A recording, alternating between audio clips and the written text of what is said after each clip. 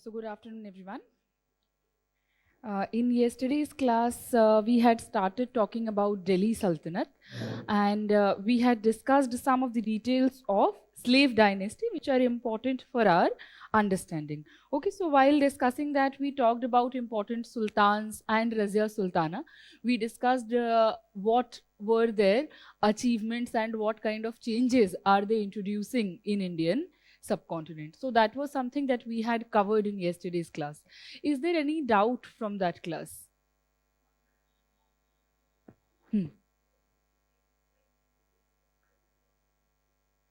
नहीं, उनके parents slave नहीं थे. जैसे क्या होता है कि जो स्लेव है उसका जो बच्चा होगा उसको तो स्लेव कंसिडर करेंगे, लेकिन मान लें कि कोई ऐसे पेरेंट्स है, कोई एक ऐसा कपल है जो कि फ्री है, उसका जो बच्चा हुआ उसको कैप्चर कर लिया या कि उसको किसी ने बेच दिया और वो स्लेव बन गया, तो पेरेंट्स तो फ्री ही रहे. The child became the slave. So that kind of slaves have been given a specific term whom we call Mamluk. Okay. Is there any other doubt from that class? So remember the important achievements, remember the important changes and the terminologies that we had discussed in slave dynasty. Okay. Now what is going to be our plan today? We are going to talk about Khilji dynasty, Tughlaq dynasty and some important details which are important for prelims examination pertaining to Sayyid and Lodhis. So there you don't need to mug up each and every detail. You need to know about some of the important facts. Okay, so we are going to cover that first, and if we have time, then we'll move forward to the next topic. Okay, now when we are talking about these dynasties, what is important here from prelims perspective? Again, the very same pattern is going to be repeated here as well. So I have already told you that what was the relation of Delhi Sultanate vis-a-vis Mongols. That is one part that we need to put attention to. So this is something which we have already covered conceptually in the last class. Here we will revise it in the context of Khiljis and Tughlaqs. That will be one part where you have to put your focus upon. Second, important terminologies, important changes and some of the achievements of important sultans. Is that clear?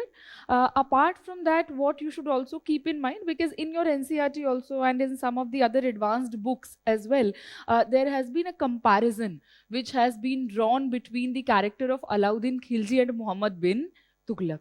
So you should study it in that way too. Okay, that what are the differences? Are their ideas similar?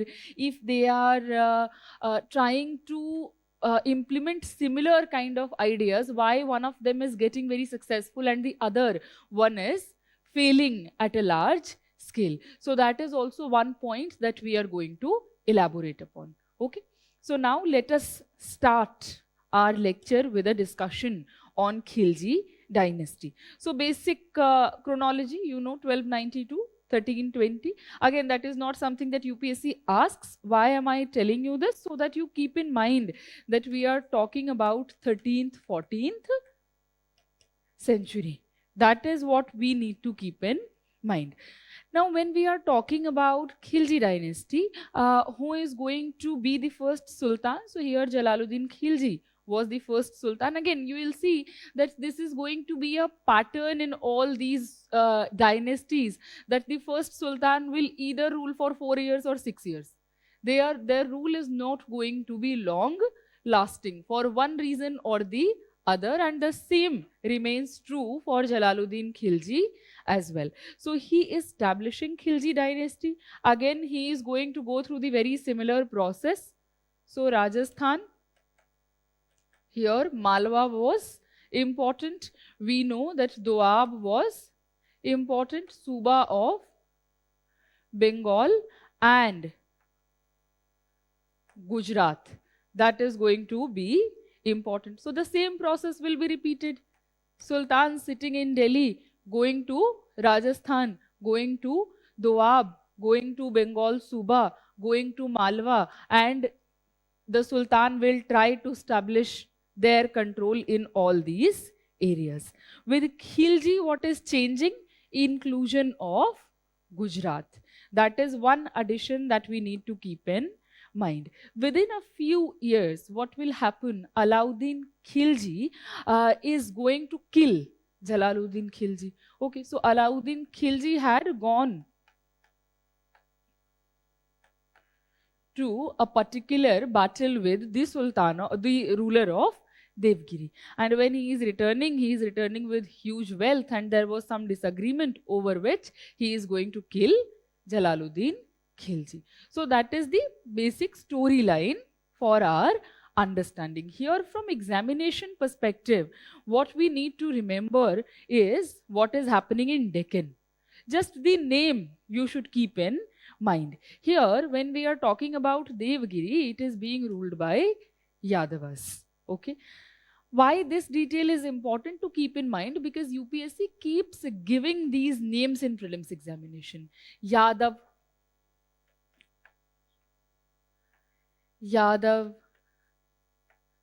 Kakatiya, Hoysala, Pandya. These are the names that is going to be repeated in previous year questions, and it might come again as well when we know that there has been a repetition. Okay, so we should know about the prominent dynasties which were present in 13th, 14th century. Now, by logic, what I want you to understand, think about the development of a particular dynasty. When we talk about establishment, they start from a particular place, they reach a peak, and then there is a process of gradual decline. So we can understand it the way wave is representation. Represented. One dynasty will come, then fall, then another will rise. This is how it develops. Now, whenever we have talked about any important dynasty or any important empire, what has been the timeline? For how many centuries have they been able to rule properly? What has been the average year for rule? Mauryas 322 to 185. How many years? Tentatively. So either 2 centuries, maximum to 3 centuries. That is what we can understand. So when we are talking about very powerful dynasties or very powerful empires, generally they are lasting for 2, maximum to 3 centuries. So let us keep a figure in mind of 300 years. By that logic, if we are seeing Yadavas, Kakatiyas, Hoysalas, Pandyas being present in 13th or 14th centuries, so by logic, even if we don't know the year of start, by logic, they might have started their rule in 10th or 11th century. UPSC had given a question, which of these dynasties were present in 8th century CE? Now, even if we have not read the details of these dynasties, which we don't have to, we need to keep certain facts in mind about these dynasties. By logic, we would have been able to answer this question, none of the above. Are you getting it? So this is how we have to learn to apply our knowledge when these kind of factual questions are being asked. Is this clear? And you will find a few questions on regional dynasties when it comes to questions from medieval India. So what you can do when we are reading these topics, we are going to talk about the important areas that these sultans are going to conquer. So we will come across these names. These names have been given in your NCERT as well, that when expansion process is taking place, which are the dynasties that Alauddin Khilji is attacking or Muhammad bin Tughlaq is attacking. So if we keep just that in mind, we'll be able to reach a conclusion when these dynasties might have come to existence, even when we don't know the exact date. Are you getting it?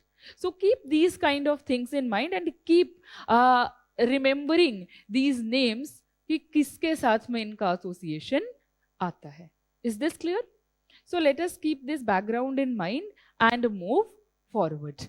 So now we have understood that Alauddin Khilji has killed the reigning Sultan Jalaluddin Khilji, and he is going to declare himself the next Sultan. What is he calling himself? He is calling himself Sikandar-e-Sani. What do we mean by Sikandar-e-Sani? हम कहते हैं ना इसका कोई सानी नहीं है, माने इसका जैसा कोई दूसरा है नहीं. ओके, सानी माने जिससे कंपैरिजन आप करते हैं कि इसके जैसा है. So he is saying that I am Sikandar-e-Sani, that means I am like Alexander the second Alexander. So he is taking this title for himself. So that is one term that is associated with the character of Alauddin Khilji that we can keep in mind from prelims perspective. So he is calling himself Sikandar-e-Sani. That means he has the ambition of making a large empire. That is another thing that we can understand. Alexander is somebody who is going to far off areas, conquering those lands. So if he is having the aspiration of becoming Sikandar-e-Sani, that means he is also somebody who is going to be an expansionist. Is this clear? So this is another thing that we can keep in mind. So what he is going to do, he is going to do large scale expansion, one thing. Second, he is going to keep strict control over his nobility. That is another thing. So what is it that he is going to do in the empire? Expansion. What is it that he will do sitting in Delhi? Control over the nobility. Okay, so these are two aspects that we need to understand. So when we are talking about his policies towards his nobles, what he did, see, he is killing the reigning monarch. When he killed the reigning sultan, there are going to be people who will rebel against him. That how can you do this? He killed them all. Then he bribed some of them to be in his favor. The ones who accepted the bribe, he killed them as well. That if you can take bribe from me, you can take bribe from somebody else and you will be against me as well. So he killed them as well. What do we understand by looking at these acts is that he is somebody who is very ruthless. Okay, that is one conclusion that we can reach to. When he is going to recruit his nobility, what he did, he is going to keep a strict watch over their lives. So he is going to say that you cannot organize any jalsa. Jalsa means party without my permission. Even if you are organizing a particular jalsa, you need to get my approval on the list of the people that you are going to invite. Why? Because when we want to make good relations with somebody, when we want to make our position more prominent, we go for diplomacy. So we'll either marry into that family, or we are going to go to their parties, or we are going to invite them to our parties. So this is how he is going to put a control over the growing power of the nobility by controlling with whom they are meeting in unofficial parties or jalsa. By going to control their marriage alliances, he is going to tell them that you cannot get married to somebody without my approval. Okay, so these are the kind of measures that he is going to take. He will say that you cannot eat liquor sitting in the court, क्योंकि आप उससे क्या होंगे कि ज़्यादा open होके बात करने लग जाएंगे. People lose their apprehensions mostly when they are drunk. So these are the kind of measures that he is going to take to keep a strict watch over whatever the nobility was doing. Apart from that, he is also going to recruit a lot of spies. Why?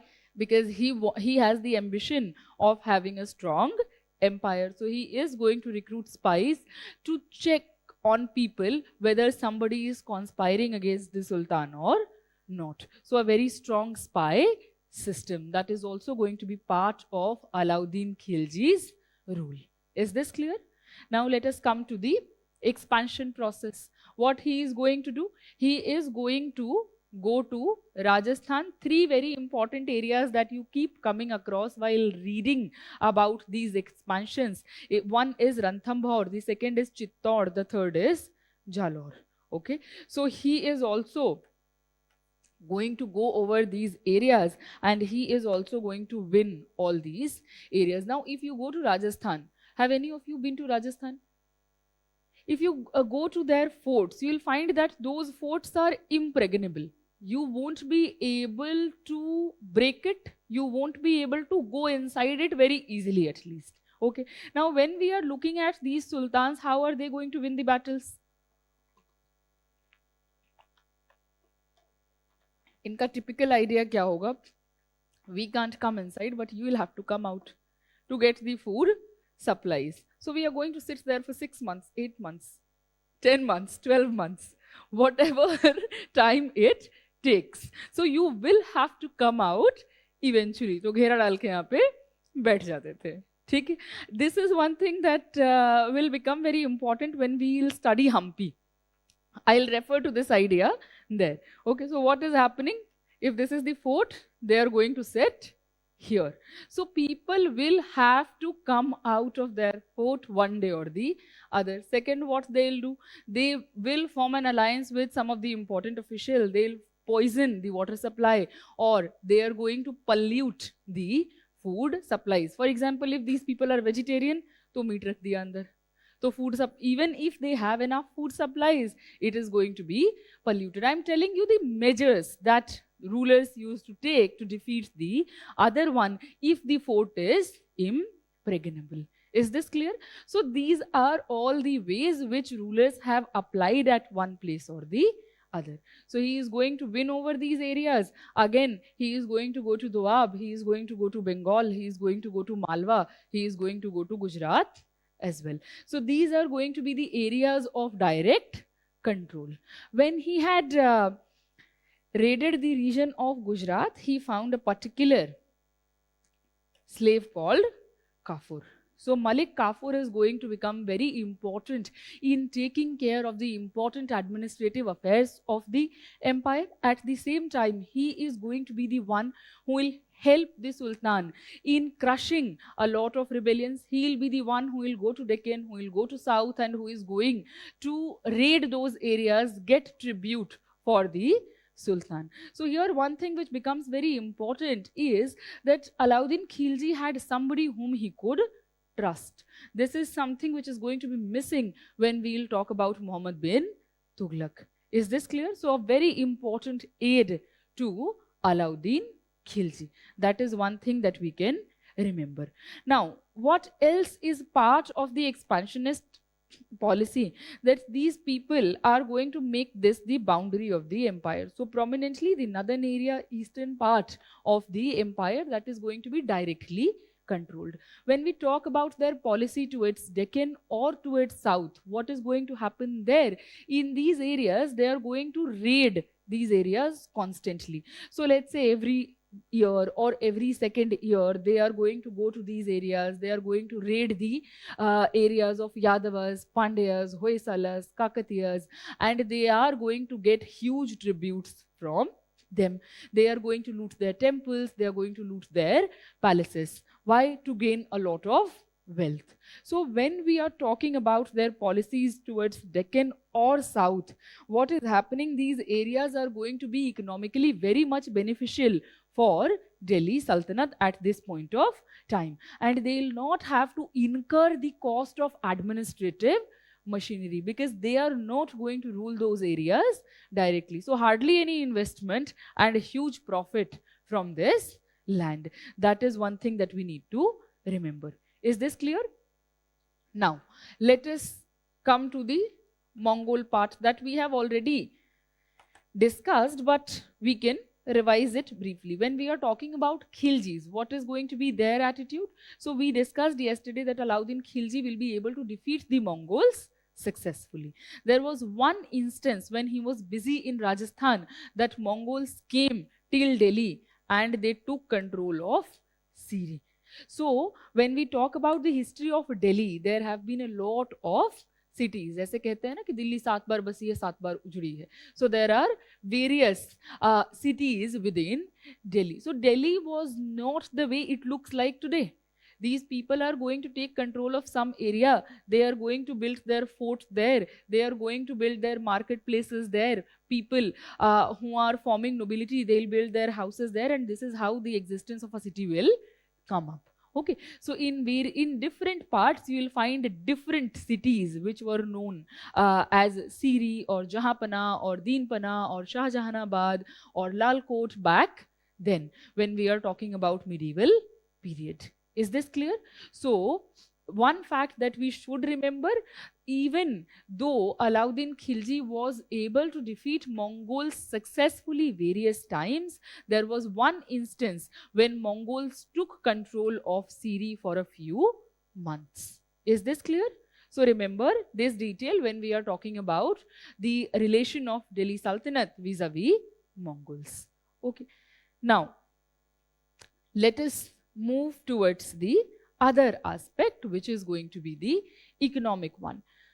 What is important about Alauddin's economic policies? Okay.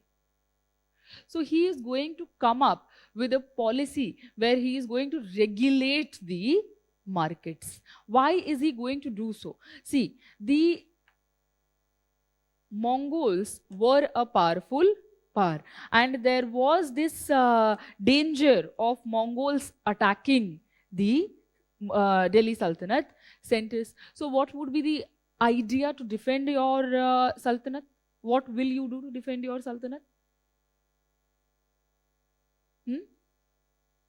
You'll fight. To fight a huge army which is also capable is required. Okay. So a huge army, all of them have standing armies. A huge army which is also capable. These two things are important. The army has to be huge. The army has to be capable. Okay.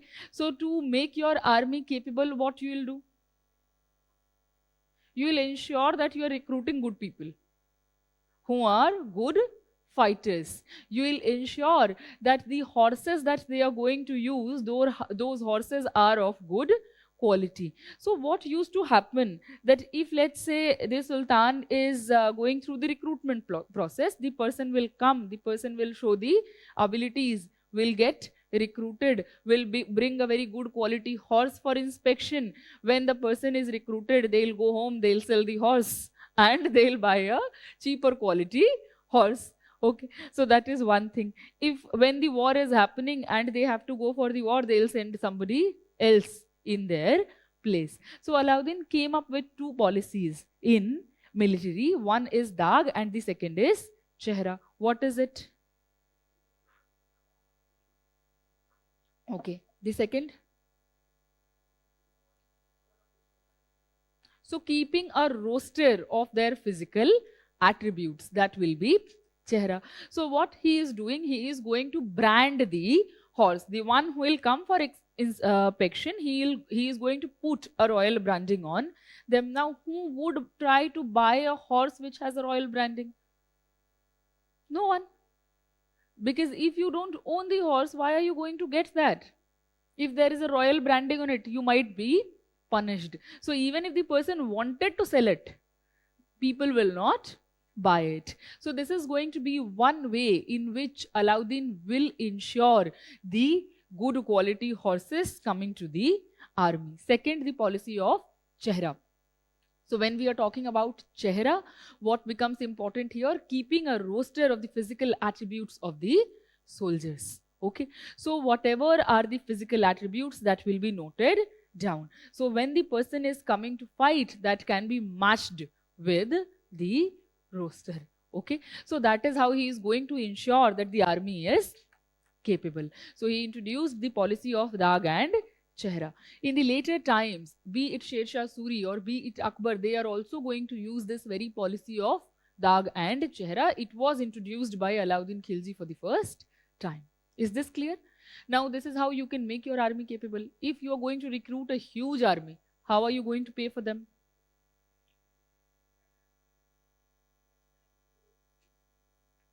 Tax collect करेंगे तो किसान दुखी हो जाएंगे, वो विद्रोह कर देंगे. अरे तो कैश आना चाहिए ना, कहां से आएगा कैश? सब कुछ तो जैसे चल रहा है वैसे ही चलेगा ना. अचानक से ना प्रोडक्शन बढ़ जाएगा ना ट्रेड बढ़ जाएगा.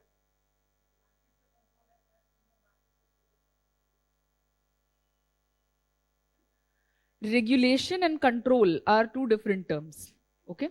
So here, let us understand what he did. He came up with a very innovative policy. See, either you can put a lot of pressure on peasants, ज्यादा से ज्यादा क्या करेंगे, पूरा प्रोड्यूस खरीद ले, पूरा प्रोड्यूस छीन लेंगे उनसे, that can be one thing. या आप अपने सोल्जर्स को कम पैसा देंगे. If you are paying your soldiers less, they are also not going to be happy about it. So what you are going to do as Sultan, what Alauddin Khilji did, he said that I am going to lower the prices of the things that you need on daily basis. So this is the policy of market regulation. He is going to regulate the markets in and around the areas of Delhi, because this is where the army is going to reside. Okay, so what he did, he raised the taxes in Doab. One thing that he did was raising the taxes in Doab. Now, if you are raising the taxes in Doab, it will put additional pressure on the peasants. What he did very innovatively here, see, when we are talking about tax collection, the Sultan is going to recruit somebody here at the provincial level. They are going to contact somebody, Jamindar, at the local level. They are going to contact the Khuds and Muqaddams. Now understand it in a practical way.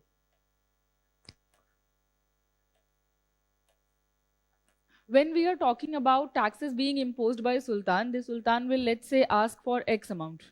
This person is not going to be a very goody-goody person. People were corrupt as well. They'll increase some amount ki bhai X plus Y chahiye. Okay. The same is going to be repeated here, plus let's say A. So the actual amount that was being exacted had to be X, but there will be some additional levy as well, which peasant had to pay. In Doab region, what Alauddin Khilji did, he declared the land as Khalisa land. What is the meaning of Khalisa land? Land belonging to the state. So he declared the land Khalisa land, and he is going to get rid of these intermediaries. Now, even if you are raising the taxes, peasant will not be that much burdened. Are you getting it? So this is a very innovative, a very practical measure that he came up with, and then he increased the taxes in Doab. Is this clear? So remember this. Now what he is going to do, he'll set up 3 markets. One will be of luxurious goods, one will be of things which we require in life but not every day. For example, clothes or horses or slaves, these kind of things. One will be a market which is going to be of grains, things that we require on daily basis. And then he is going to regulate these markets. He is the Sultan. He knows how much he is paying to the soldiers. He can make an expense list and he can come to a conclusion कि भाई अगर मैं दाम इतना रखूं और मैं payment इतना कर रहा हूं तो they'll be able to survive easily. And this is what he is going to do here. Okay. So to get the grains to this market, what he had done, he converted the Doab land to Khalisa land. He removed the intermediaries. He raised the taxes, the kharaj tax in Doab. Now how peasants are going to give this tax? He recruited Banjaras. Who are Banjaras? There are people who are always on move, and they were one of them. They were also functioning as traders. Okay. So what he did, he recruited them and kept a record of their family as well. कि भाई भाग ना जाए.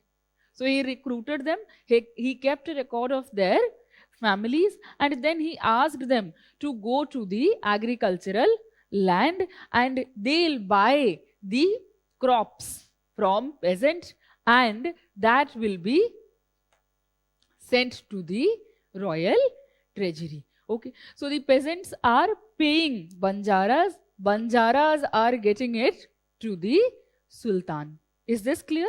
So this is how he was able to ensure the regular supply of grains in large numbers to the royal treasury. And then that is going to be sent to the market that he had set up. Is this clear? Huh. They were people who were always on move. They also functioned as traders. जब हम medieval society की बात करते हैं, जब हम ancient society की भी बात करते हैं, तो there are people, there are societies who are always on move. ठीक है, तो वो मूव करते रहते हैं एक जगह से दूसरे जगह तक.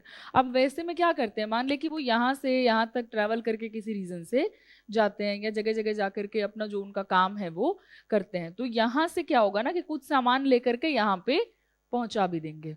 सो वो भी काम करते थे. किनको? Sultan will pay the Banjaras. Okay, so because sultan had recruited them. Okay, और इस तरह के बहुत सारे ट्राइब्स जो थे वो इंडिया में होते थे. When British will come, they are going to label them criminal tribes. Tribes who were criminal by birth. Why? Because they were always on move. So for British, they are the ones they will be suspicious about. British will be suspicious about these people. क्यों? क्योंकि एक जगह से दूसरी जगह जा रहे हैं. So they are going to work as spies for nationalists, and that is why they termed them as criminal tribe. कि कहीं भी मिलेंगे उनको उठा के जेल में डाल दो. हाँ, वो एक नाम है जो जुड़ गया. बंजारा माने जो एक जगह से दूसरे जगह जाते रहते हैं. नॉर्थ में कौन सा दोआब है? तो जब नॉर्थ में रूल कर रहे हैं तो कौन सा दोआब होगा ये? यहीं पे दोआब में बढ़ा रहे. ठीक है, ये वाला दोआब की हम बात कर रहे हैं ईस्टर्न साइड पे.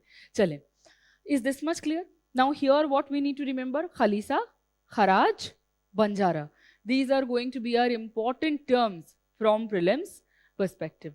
If we are talking about the market regulation policy of Alauddin Khilji, why is he doing it? That becomes important.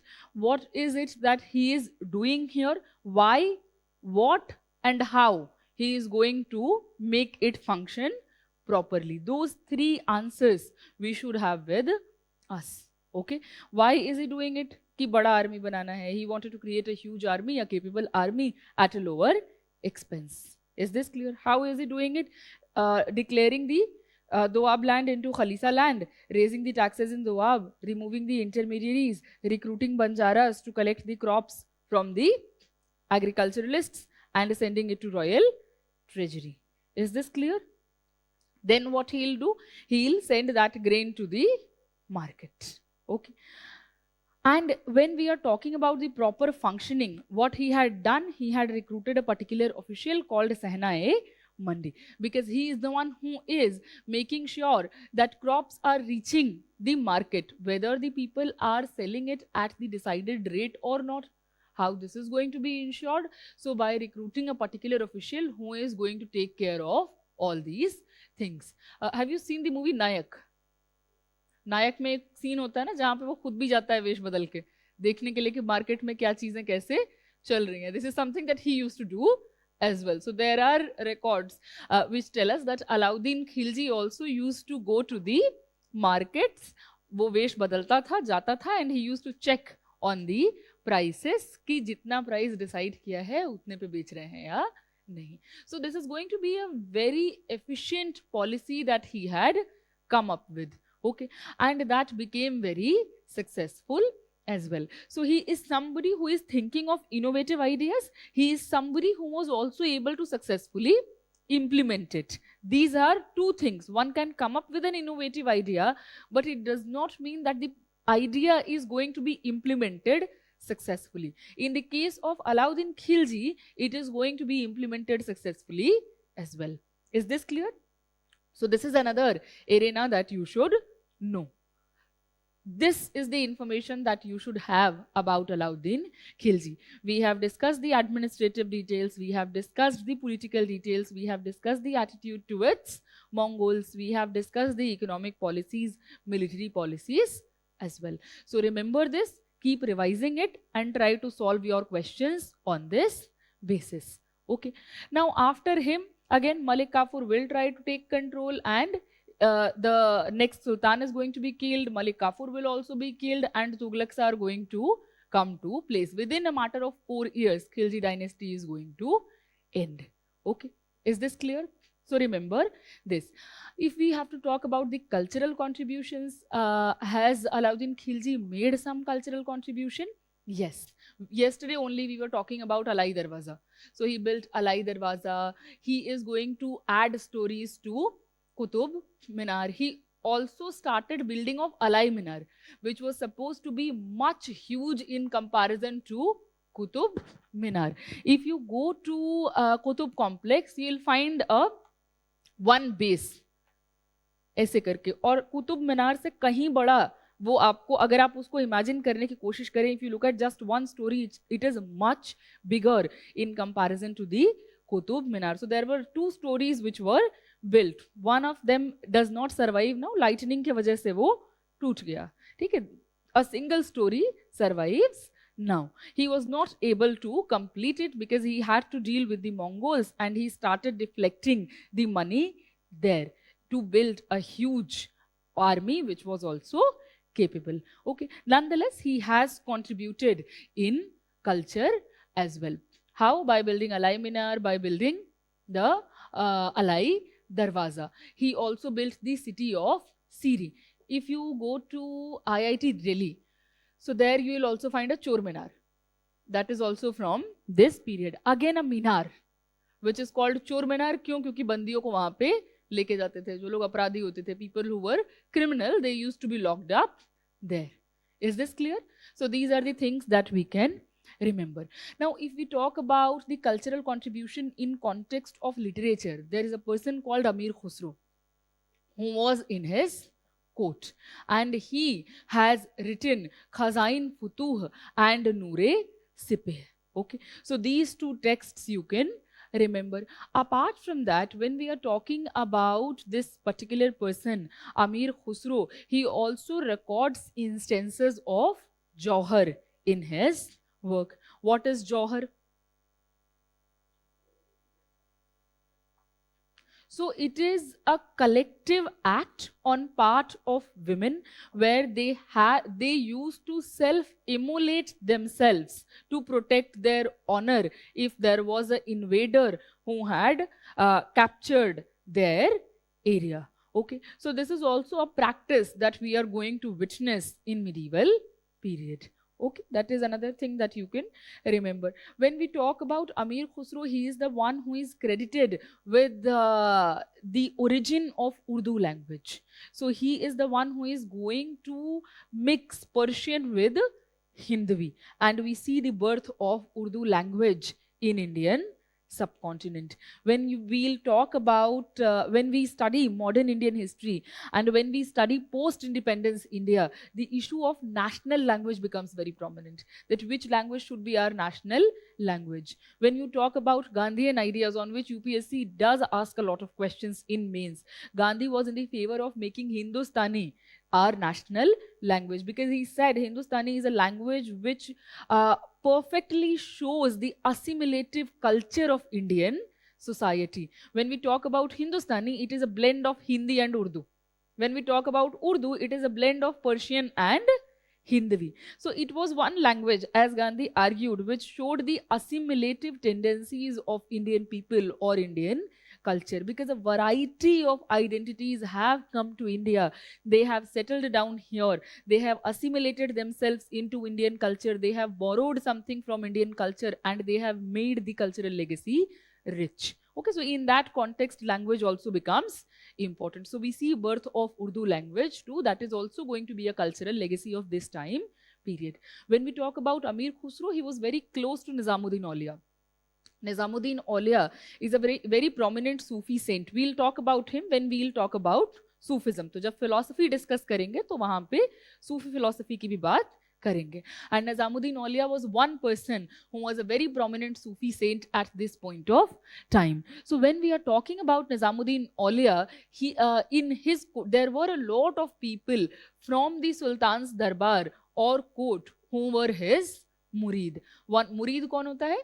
Disciple.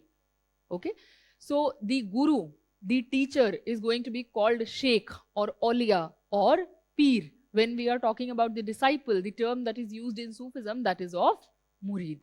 So Amir Khusro was a murid of Nizamuddin Aulia as well. And again, when we talk about Nizamuddin Aulia, his Khanka, the place where he used to reside, that also becomes very important culturally for us. Why? Because that also shows us the assimilative tendency. You live in Delhi.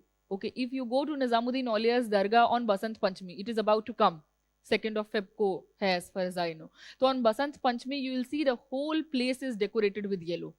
So there is a very beautiful story when he is looking at people, when he is looking at women wearing yellow, and how then, because he was in sorrow at that point of time for some reason, and then he saw कि ये सब इतने, जब अमीर खुसरो देखता है कि these women are very happy and they are wearing yellow, so gradually what happens, he thinks that he'll be able to make his peer very happy by decorating the whole area with yellow. And this is how this tradition started in the Khanka of Nizamuddin Aulia, which is still being celebrated in the very same way on the occasion of Basant Panchami. So these are some of the cultural details that we can keep in mind, the assimilative tendencies of these Sufi Khankas. And Amir Khusro becomes a very prominent person in that context. Is that clear? So that is also a cultural legacy that we can keep in mind in terms of literature, in terms of language, in terms of traditions that are being started. Okay? So, उसके दरबार में था, ठीक है, तो दरबार में था तो उसी पीरियड से होगा, ठीक, क्लियर है ये? So this is something that we need to remember when we are talking about Khilji dynasty. Remember the important terminologies, remember the important achievements from prelims perspective, remember their attitude towards Mongols. One other detail, that Mongols were able to capture the city of Siri once for a few months. Nonetheless, Alauddin Khilji was successfully able to defeat them multiple times.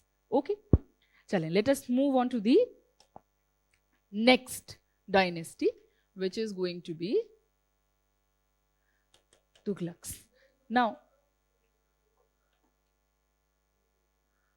अब वो तो सबसे ही है ना, अब यहाँ हम UPSC के पर्सपेक्टिव से लव स्टोरीज की बात नहीं कर सकते ना. If you read the history of emotions there, we can talk about it, but unfortunately that's not part of our syllabus. I'll have to invent a time machine to check that. And I am not a person from technical background, so that is a limitation that I have. Let us move on here. When we are talking about Tughlaqs, what becomes important here? There are three rulers: Ghayasuddin Tughlaq, Muhammad bin Tughlaq, and Firoz Shah Tughlaq. We need to remember their names. Then there are going to be various other rulers as well. You don't need to mug up their names because they were very, very incapable. Okay? So let us talk about these three rulers. Even here, two names you need to remember prominently. One is of Muhammad bin Tughlaq and the second is of Firoz Shah Tughlaq. Is this clear? So let us start. When we are talking about Ghayasuddin Tughlaq, he is the one who is founder of this particular dynasty. And there is this very popular story associated with him that he had a rift with Nizamuddin Aulia. So again, he will repeat the same process. Pura ye expansion ka jo hoga, he is going to do the same. And with respect to this expansion only, he was out of Delhi for some time. And since he had a rift with Nizamuddin Aulia is supposed to have said that you are going out of Delhi, but you will not be able to come back to Delhi. And he was coming back, he was on the borders of Delhi. Then there is a murid who is going to his Khanka and telling him ki wo to wapas aa rahe hain. And then he said, Delhi durast, ki Delhi abhi dur hai, Delhi is far away. And what happens is a very unfortunate incident where he accidentally died. Now there are some historians from that period, contemporary period, who have mentioned this incident as a conspiracy of Muhammad bin Tughlaq. That Muhammad bin Tughlaq did a conspiracy कि उसका क्या था, pavilion था. There was a pavilion in which he was living. So how the incident has been recorded, that there were various elephants who started running there. अब elephants के दौड़ने से vibration होगा और pavilion गिर जाएगा because it is not a stable structure. Okay, and that is how he died. He was not able to reach Delhi. That is one thing that you should remember. When we what you should remember, a rift between Sultan and Sufi. Why am I telling you this? There are going to be some Sufis who will have good relations with political power, because when we are talking about Sultan, he is the political head. When we are talking about these Sufis, they held a lot of spiritual power. So they also in a way became a symbol of authority for the population. So when we are talking about Ghayasuddin Tughlaq, he did not have good relations with whom? Nizamuddin Aulia. Is this clear? Now, during this period, we also come across a particular tradition called Tarikh. What is the tradition of Tarikh? Tarikh is a tradition of history writing. Okay? वो तारीख date जिससे दिनांक लेके आते हैं ना कि तारीख क्या है, तो तारीख टर्म जो है वो यहाँ से आता है. When we are talking about तारीख, it is a tradition of history writing. And in this context, we come across a very important text called Tarikh-e-Firoz Shahi. Who wrote Tarikh-e-Firoz Shahi? Ziauddin Barni. So Ziauddin Barni is going to be a person who was in the court of Muhammad bin Tughlaq as well as Firoz Shah Tughlaq. So it's very interesting. So what happens that Firoz Shah Tughlaq did not like Muhammad bin Tughlaq. Okay. Now Ziauddin Barni was in the court of Muhammad bin Tughlaq. So if you are in someone's court, that means the Sultan is paying you. So you are not going to be completely unbiased while recording history. That is why we look at various sources, so that we can reach to a conclusion where we try to free of bias as much as possible. Okay, so that is why it becomes important to look at other sources as well. Now, what is our story here? That Ziauddin Barni was in the court of Muhammad bin Tughlaq. He is going to record details of his time period. Now see, when we talk about the tradition of Tarikh, we have plenty of information. When we talk about ancient India, बार-बार ये चीज कहते हैं paucity of sources. Why?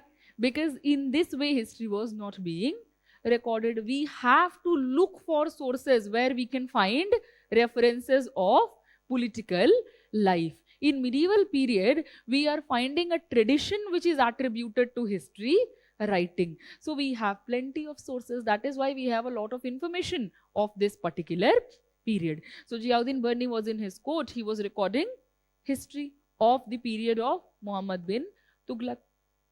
Now before he could have submitted the work, Muhammad bin Tughlaq died. So what will he do? अब ये तारीफों से भरा जो किताब है वो पकड़ाएगा फिरोज शाह तुगलक को. He is not going to be happy about it. So he removed a few pages, and that is how we get two versions of Tarikh-e-Firoz Shahi.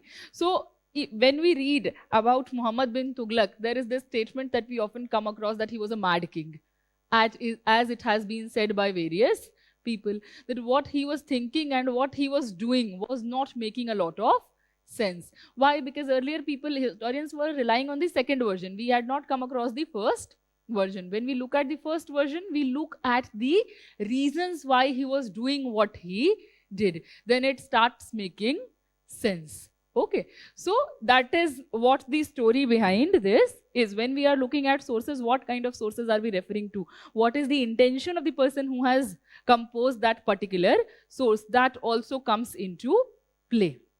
Okay, now let us come to Tarikh-e-Firoz Shahi. I'll tell you a few things about Tarikh-e-Firoz Shahi. One thing, that Barni himself is calling that he is somebody who is going to record history, and he is going to record history free of bias as much as it is possible. Okay, so that is what he himself writes in the preface of Tarikh-e-Firoz Shahi. He starts recording the history from the period of Balban. And he said that I have used the sources which were at my disposal. तो उसके पहले शायद किसी ने जो भी लिखा होगा वो सबको ले करके और उस पीरियड से वो हिस्ट्री रिकॉर्ड करना शुरू करता है. And he records his history till the reign of till the reign of Firoz Shah. And since he had presented the text to Firoz Shah, it is known as Tarikh-e-Firoz Firoz Shahi. So if there is a statement that Tarikh-e-Firoz Shahi tells us about the reign of Firoz Shah Tughlaq only, it's a wrong statement. It tells us the history of Delhi Sultanate from the period of Balban to the period of Firoz Shah Tughlaq. Okay. Now let us come to the character of Muhammad bin Tughlaq. When we talk about Muhammad bin Tughlaq, अच्छा एक और चीज यहाँ पे ध्यान में रखिएगा, Tughlakabad, the city of Tughlaqabad, which was built during the time of Ghayasuddin Tughlaq, and it was a cursed city as it is said. तो ये श्राप था कि यहाँ पर कोई बस नहीं पाएगा. If you go to Tughlaqabad even today, बहुत वीरान सा लगता है. If you go alone, you will feel very scared at that place. At least that has been my experience. So it is a place which has been abandoned and lies mostly in ruins. Okay, so there are a lot of cities which these sultans are constructing during the period of Delhi Sultanate. Another very prominent city that you might have heard of or you might have visited is Firoz Shah Kotla. So if you go to Firoz Shah Kotla, it was built by Firoz Shah Tughlaq. Okay, and it is called the city of jinns. Especially if you go there on Thursday, you will see various people lighting incense there, and they leave a letter. उसमें अपना wish छोड़ देते हैं कि ये मेरा wish है और इसको पूरा किया जाएगा. अब कितना पूरा होता है कितना नहीं, I don't know, but this is a tradition which is still alive, and it has been called the city of jinns. If you go to Firoz Shah Kotla, you will also come across an Ashokan pillar on top of it. So Firoz Shah Tughlaq brought 2 Ashokan pillars to Delhi. Okay, one of them from Bairat, one of them from Meerut. So he brought 2 Ashokan pillars to Delhi. One of them is, if you have been to North Campus, there is this hospital, Hindurao Hospital. उसके back gate से जब निकलते हैं तो उसके ठीक सामने वहाँ पे हमको वो Ashokan pillar दिखता है. So he put those pillars here and he himself did not know कि वो अशोक के pillars हैं. और उसके ऊपर जो लिखा हुआ है वो अशोक के inscriptions हैं. तो it is a recorded history in Tarikh-e-Firoz Shahi that he asked 2 people in the court who were learned कि क्या लिखा है इसके ऊपर. तो उन्होंने कहा बादशाह ये लिखा है इसके, सुल्तान ये लिखा है इसके ऊपर कि जो इस पिलर को यहाँ पे लेके आएगा वो बहुत लंबे समय तक रेन करने वाला सुल्तान होगा. So flattery was also common in court. That is what the incident tells us. Nonetheless, let us move back to this character. These are some of the interesting details from the cultural lives of this particular time. So when we are talking about Muhammad bin Tughlaq, what he is doing, see, he is somebody who is called a mad king. Why? Because he had a lot of innovative ideas, but whenever he was implementing them, he failed miserably. So if you look at the character of Alauddin Khilji, he also had innovative ideas, but he was able to implement those ideas successfully. That is where the difference lies between the character of Alauddin Khilji and Muhammad bin Tughlaq. Okay, he is somebody who has been said that he was way ahead of his times. When we read his experiments, we understand why it is said. Okay, now he is also someone who was highly educated, and he was a person who did not discriminate against other people on the basis of their identity in recruitment process. So he said that I am going to recruit people from all backgrounds, no matter what their social status is. So he is the one who is saying it, who is recruiting people from the lowest strata of the Indian society as well. But when we are talking about the nobility, are other people going to be comfortable with it? He is the one who is not discriminating against others, but he is not going to change the mindset of other nobles. So that is a reason why his nobility was not very cohesive. There are going to be factions amongst his nobility. That is going to be one limitation. Is this clear? Second thing, when we are talking about him, he was somebody who was also an expansionist. Alauddin Khilji was also an expansionist. When we talk about Alauddin Khilji, he was practical enough to understand that he can rule North India properly. He will not be able to rule Deccan or South India. So direct control is not possible due to logistical problems. That is what Alauddin Khilji had understood very practically. He was using wealth of that area by continuous raids. When we talk about Muhammad bin Tughlaq, he was not practical enough to understand it. He said that I am going to win the areas of Deccan, I am going to win the areas of South, and this was not enough for him. He said that I am going to go to Central Asia as well. So when we look at him, he was an expansionist by nature, but he was not practical enough to understand the logistical problems of that time. कि भाई दिल्ली में बैठ के इतना बड़ा साम्राज्य नहीं control कर सकते हैं. He could not understand it. Okay, so when we look at him, what he is going to do, ये जो पूरा यहाँ तक चल रहा है, जो चल रहा है नॉर्थ में, दोआब में, that these people are going to go to north, to Malwa, to Doab, to Bengal, to Gujarat. This is something that he also did. Apart from that, he also went to Deccan. He went to parts of South India. He conquered those areas and he said that I am going to rule these areas directly. These areas are going to be part of my Sultanate. Is this clear? Now, if we talk about Yadavas, Kakatiyas, Hoysalas, Pandyas, what is going to happen here? They'll be completely uprooted, because those are the areas that Muhammad bin Tughlaq is going to conquer. When we talk about Alauddin Khilji, Malik Kafur was going there and collecting tributes from those rulers. He was looting their palaces, he was looting their temples. Coming back, those rulers were able to exist. When we are talking about Muhammad bin Tughlaq, he completely uprooted them and won over those areas. Is this clear? So keep this in mind. He is going to win all these areas. Now, in the texts, there is one other expedition which has been mentioned, Karachil expedition. And historians have debated long over it, what areas Karachil actually had. Okay. They have come to a conclusion that they were probably the areas of present-day Kumaon and Garhwal, where he sent his expedition. So, mountainous region में भेजा है. Again, he was not practical. Here, he did not understand that those terrains are going to be very challenging for people who are not accustomed to the lifestyle which was prevalent in those areas. And very handful of people, some records say 3 people, some records say 5 people were able to come back.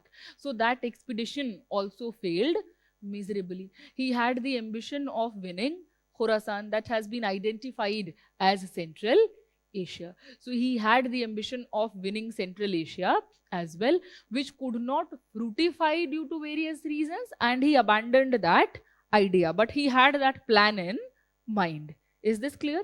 So when we talk about Muhammad bin Tughlaq, one practical thing that we need to understand, that he was able to defeat Mongols. Mongols did not win over his areas. Is this clear? Now he has expanded his empire to a large extent. When we talk about his sultanate, there are going to be various rebellions as well. And he did not have somebody trustworthy as Alauddin Khilji had. So what he will do, he'll keep running from the length to the breadth of the empire to crush the rebellions which were taking place on his own. So that is also going to be one thing which worked negatively for Muhammad bin Tughlaq. Now coming back to his policies. When we come to his policies, what is he doing? The first policy that we study is transfer of capital. Okay, so he is ruling from Delhi. He'll realize that he is not able to control the areas of Deccan or South very effectively. So he'll think, let us move to Deccan.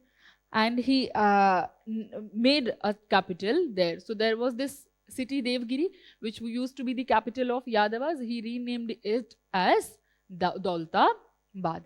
And he moved the capital here. Now, when he is moving the capital here, what is it that he is doing? He is building roads, he is building sarais, and he is asking people of nobility and Sufis who will be moving here, not the whole city of Delhi. Okay, so important administrative officials, important people from the nobility and some of the Sufi saints. He asked them to move to Daulatabad. Now, it is hundreds of miles away from Delhi, and he is commencing this travel in peak of summer. So it is not going to be practical. The idea was innovative, that if you are in Deccan, you will be able to control north as well as south properly. But when the transfer of capital is happening, it is happening in the peak of summer, and a lot of people will die due to the extreme heat. Some of them who were able to reach Daulatabad, they are going to feel homesick because they were not accustomed to the lifestyle which was prevalent in Deccan. Okay, so they are not going to feel very comfortable. Very soon what he is going to realize कि भाई यहाँ आए हैं तो Deccan और South तो control हो रहा है, but I have left the frontier open. Mongols can attack any time and they are much bigger threat. So he will decide to shift the capital back to Delhi. Now people are going to be irritated with him कि भाई क्या कर रहा है, कभी यहाँ लेके जा रहा है, कभी वहाँ लेके जा रहा है. So this is an experiment which will be very much criticized and it is going to fail miserably. Okay. So the idea is innovative, the implementation is faulty because he was not practical to understand that you cannot leave the frontier open, and especially when there is a powerful enemy and there has been a history of attacks from that frontier region. Is this clear? So sometimes you will see when we study the experiments of Muhammad bin Tughlaq, you will realize that sometimes he was impractical, लेकिन कभी-कभी उसकी किस्मत ही खराब थी. जहाँ पे कर भी रहा है practically, तो वहाँ पे किस्मत साथ नहीं दे रही है. So both the things are at play. Now when we look at this particular experiment, it ended in a very disastrous manner. But there was a very positive impact for Deccan because the Sufis who had moved here, they decided to stay. They did not go back. And when they stayed here, there are two texts. Now the texts are compilation. Okay, so it is not attributed to a single person. So two texts, Chakhi-nama and Charkha-nama. What do we mean by Chakhi-nama? चक्की होता है ना जिसको पीसते हैं. So the grinding wheel. पहले लोग क्या करते थे, पहले तो मशीन्स नहीं थी, तो वो चक्की पे आटा ऐसे गोल गोल जो घूम के ऐसे पीसते हैं, उस पे पीसा करते थे. And if you go to the rural areas even today and if you manage to find some of the households where people are still using that to grind some grains, you will come across very beautiful songs that women have specially composed, and that tells you about the daily life activities, the agony that they go through, the happiness that they experience. It tells you about that. So they have been singing these kind of songs to express themselves. Now in a world where we hardly find records being recorded by women, these kind of songs offer us an insight into the lives of women. So when we look at a text called Chaki-nama or Charkha-nama, Charkha that means spinning wheel, कि जब कपड़े बुन रहे हैं तो उसके आसपास जो गाने गाते थे. So these Sufis are very instrumental in recording these songs into Chaki-nama and Charkha-nama, and these texts give us an insight into daily lives of people. So that is a very important cultural impact that they had. When they are going to go there, they are going to bring that assimilative culture with Sufism had with itself in the area of Deccan as well. What that culture is, that we will study in Sufism. Okay, but here you should understand that Sufis are bringing a different kind of cultural life into the area of Deccan, and that was a byproduct of the move that Muhammad bin Tughlaq had decided to make. Is this clear? So that is another thing that we can remember from prelims perspective. Now let us come back to the second experiment. So what he is doing, there was a shortage of silver worldwide at this point of time. Okay, so what is happening? He decided that I should introduce token currency. Now in the second version, this reason has not been given. In the first version, we find this reason कि भाई shortage है silver का, इसके लिए ये कर रहा है. So he is introducing token currency. So what he did, he is introducing copper coins, और उनको ये कह रहा है कि the value will be similar to the tanka that are silver coins. So this was a very innovative experiment that he tried to do. The idea of token currency, if you look at our currency today, we are also using token currency. जो हमारा 100 रुपए का note है या 500 का note है, that is just a piece of paper. We value it as 500 rupee or 100 rupee or whatever note or coin that we have, because the government or Reserve Bank of India is saying that. So it does not have an intrinsic value of 500 rupee. जब हुआ था demonetization तो यही नोटों को बहाया जा रहा था. It lost their value. Okay, so what do we mean by token currency? A currency which does not have an intrinsic value of that particular amount, but the government acknowledges that it values this much. So this is what he tried to do. Now copper is very common in India. लोगों ने घर को टकसाल बना दिया. They started minting their own coins. Now there are a lot of duplicate coins in the market.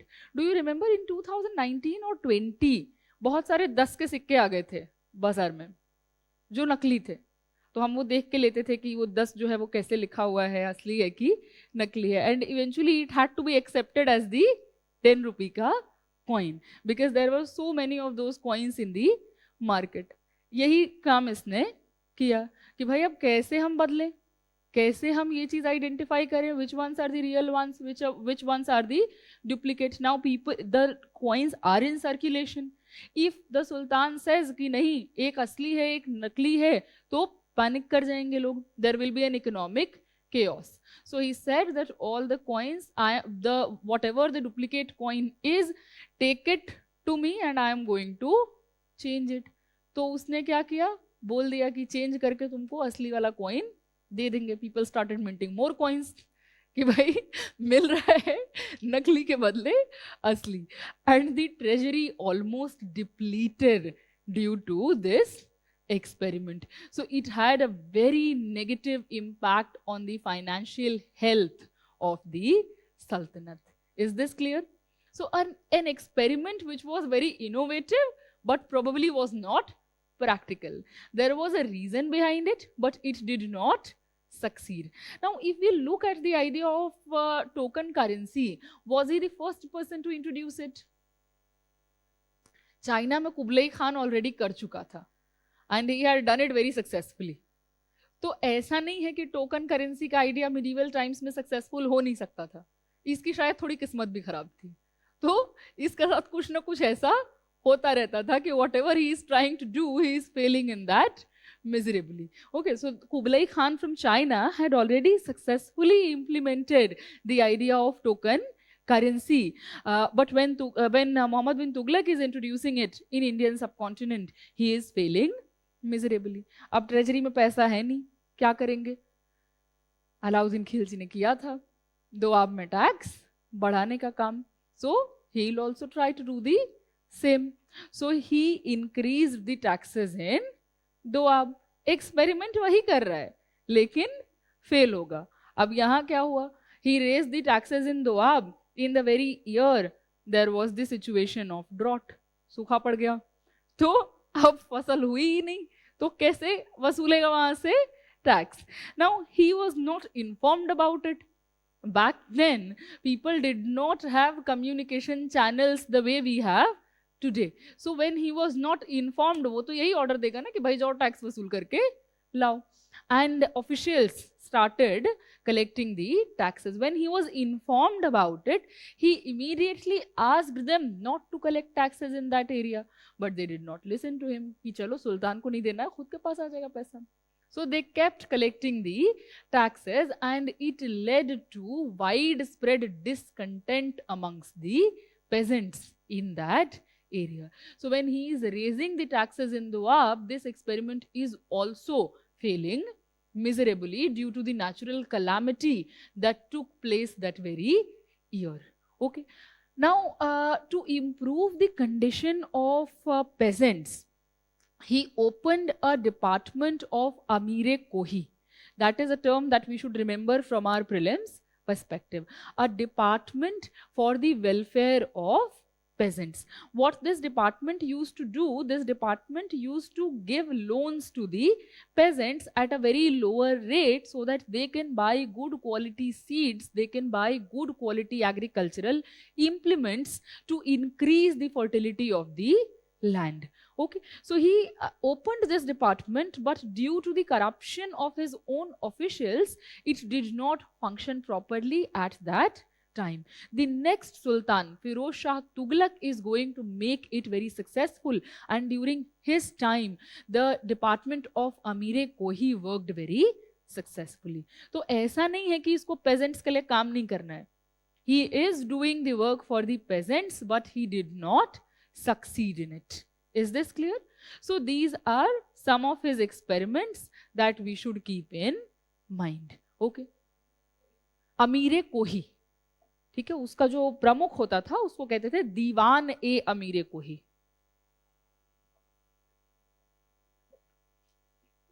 So when the term divan is there, that means we are talking about the official.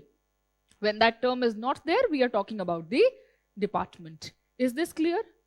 So remember this much, when we are talking about Muhammad bin Tughlaq, he is going to die eventually, and Firoz Shah Tughlaq became the next Sultan. Now when we are talking about Firoz Shah Tughlaq as the next Sultan, some of his policies are going to be extremely conservative. He is the one, see, when we are talking about Muhammad bin Tughlaq, his policies are very much innovative. He is not going to be liked by the ulema class. Who are the ulemas? The religious groups of people. They are going to be called ulema, and the singular was alim. Now when we talk about Firoz Shah Tughlaq, his bent was conservative. Okay, so he is going to appease the older nobility as well as the ulema class. Who were the older nobility?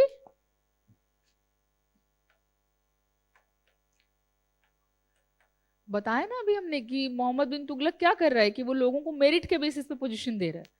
So there are going to be a lot of people who are thrown out of the positions that they held.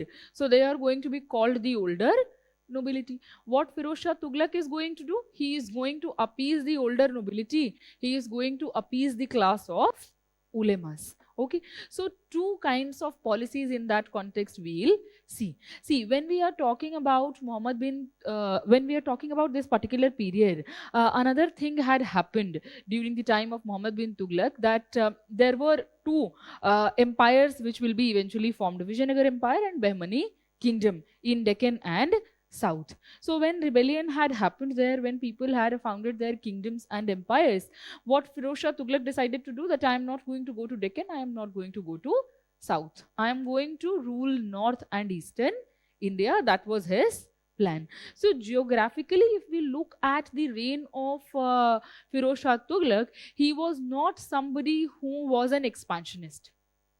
He was content with what he had, that I am not going to fight wars to expand my empire. I am going to rule this area. This area will be under my direct control. That is one thing that we need to keep in mind. After that, what he started doing, he said, to appease the group of older nobility, he said that I am going to give you back your ikhtas.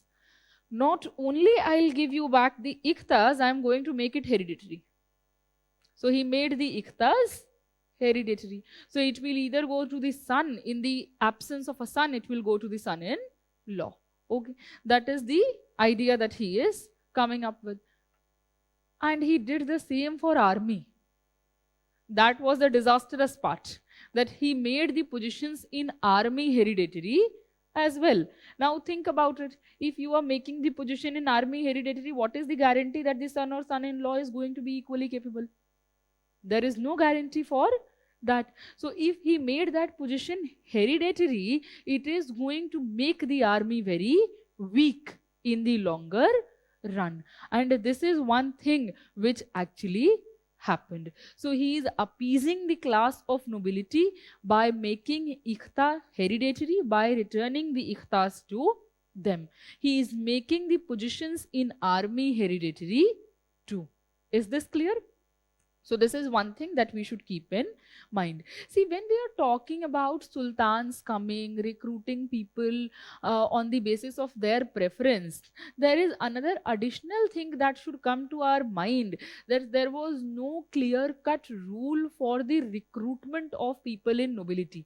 It was based on the wish of the sultan. If sultan wants to keep somebody in their nobility, they are going to keep it. So when we look at the nature of nobility, it will depend upon the wish of the sultan. If sultan wants people from people who are Turks, the sultan is going to recruit them. If they want that we want to recruit people who are non-Turks, they are going to recruit them. If they want, we are going to recruit people who are of higher birth. If they want to recruit people on the basis of merit, it totally dependent upon them. Is this clear?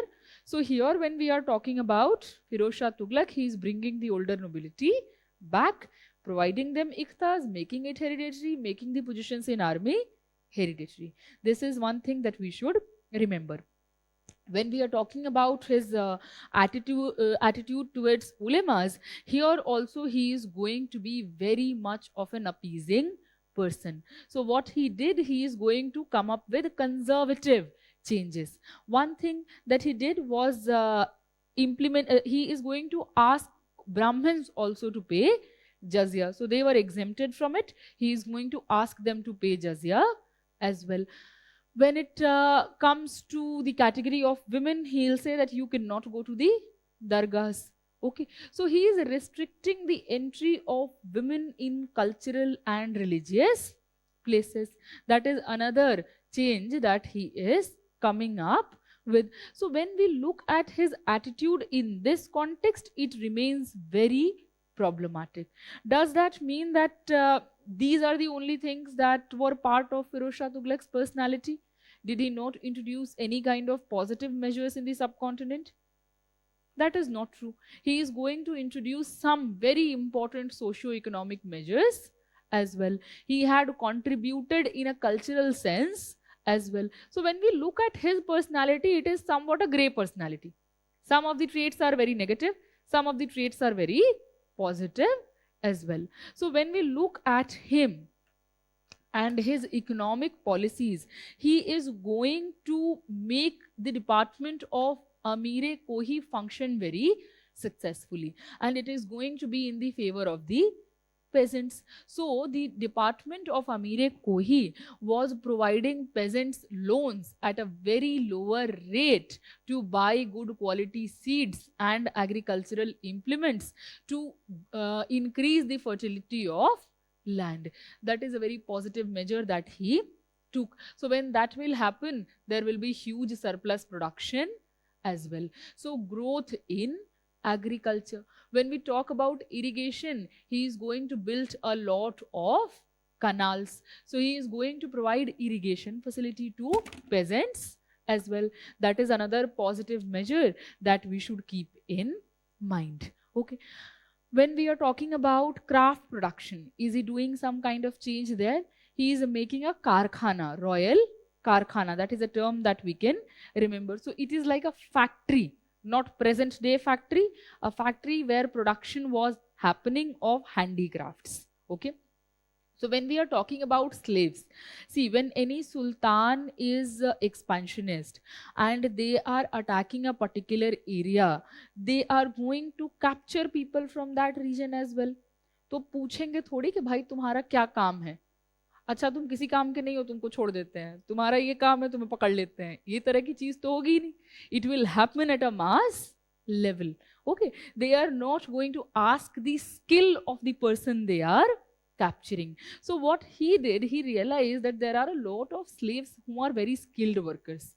Why not put that to use? We can also train the other slaves. So he opened up a royal karkhana where these ghulams, these slaves were working, and handicraft production increased in that Karkhana. So when we are talking about him in the context of craft production, again a positive measure in that context. When it comes to trade, he established various cities. If I give you two examples from present times, Hisar and the city of Firozabad, established by him. So when we are looking at him, he is also facilitating trade by establishing cities of economic importance. That is another economic contribution that he made. Is this clear?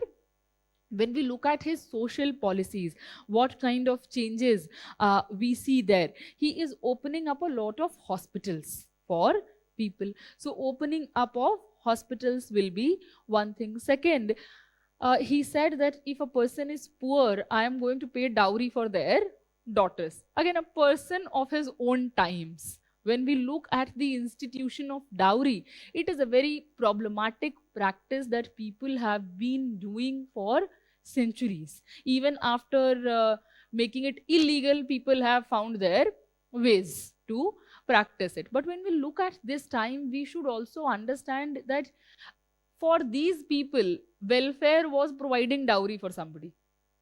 Because for them, it was not a problematic practice. They did not have modern sensibilities to question these ideas. So what he is doing, he is paying dowry for poor people's daughters. So that according to that time period, that was also a work of welfare that he was doing. So that was another social measure that we can take into cognizance. Okay.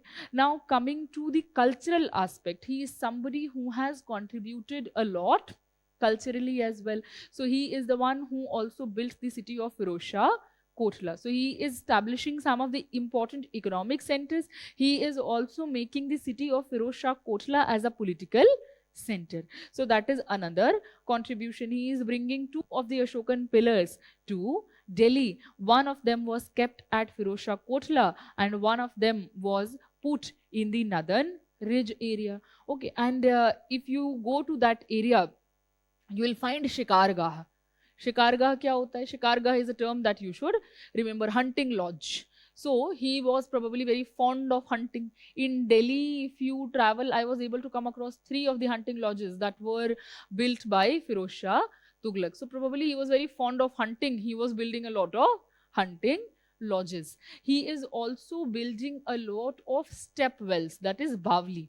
If you go to Bada Hindu Rao hospital that I just told you about, you will find a Bavli, a stepped well made by Firozshah Tughlaq. So these are also the cultural contributions of this particular individual by making various structures, be it in the context of building a particular city or be it in the context of making various Bavlis so that water can be preserved there. So I told you about it कि कैसे जब हम Delhi की बात करें, the location of Delhi became important, but there was one problem associated with it, water scarcity. So you will keep coming across various lakes, various hauj, various bavlis that were being constructed during the medieval period. Is that clear? So that is the cultural contribution that you can remember.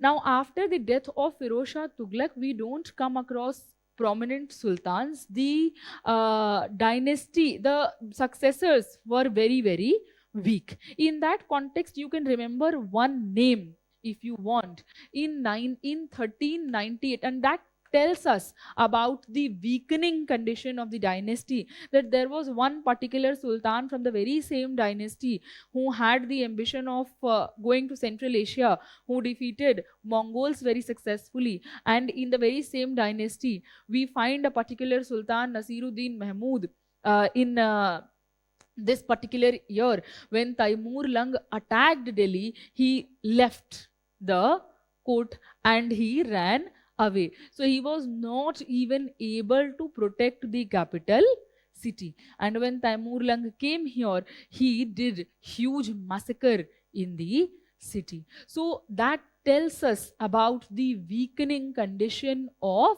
Sultanate during this particular time. Is this clear? After that, there are two more dynasties, Sayyid dynasty and Lodi dynasty, that we'll discuss. We can take a break and then we can discuss them. When we talk about Sayyids and Lodis, there is nothing very prominent to remember here, but you should know the important terminologies from examination perspective. Okay, let us take a break. Yes. Okay, so let us continue where we left off. We had discussed details related to Tughlaq dynasty. Now we have to talk about Sayyid dynasty. So when we talk about Sayyids, they did not rule for a long time. We know that they ruled for a few decades. So 1414 to 1451, that is the time period. Again, we don't need to mug it up. I am just telling you that when we are talking about their rule, it did not last long. Nonetheless, they remain very important in the cultural history of Delhi Sultanate. What was the reason?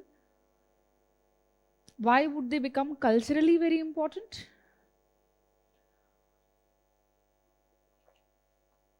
See, when we are talking about these people, Khizr Khan is going to be one person who is going to establish the rule.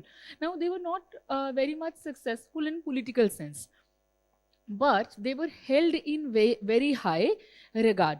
What was the reason behind it? That Sayyids were tracing their descent directly from Payghambar Muhammad. So they said that they belonged to the lineage of the daughter of Payghambar Muhammad named Fatima. So they are tracing their descent from Fatima, who was the daughter of Payghambar Muhammad. So when we are talking about Islam as a religion, what becomes very important, that people who are very close to, so apart from Payghambar Muhammad, people who are going to belong to his family, direct bloodline, people who are very close to him, people who converted to Islam in the very first time, the important Sahabs and Sahabiyas, they were very much respected in Islamic societies. So here when we talk about Indian subcontinent, people who are following Islam, they are going to hold Sayyids in high regard. Why? Because they are tracing their descent from Fatima, who was the daughter of Payghambar Muhammad.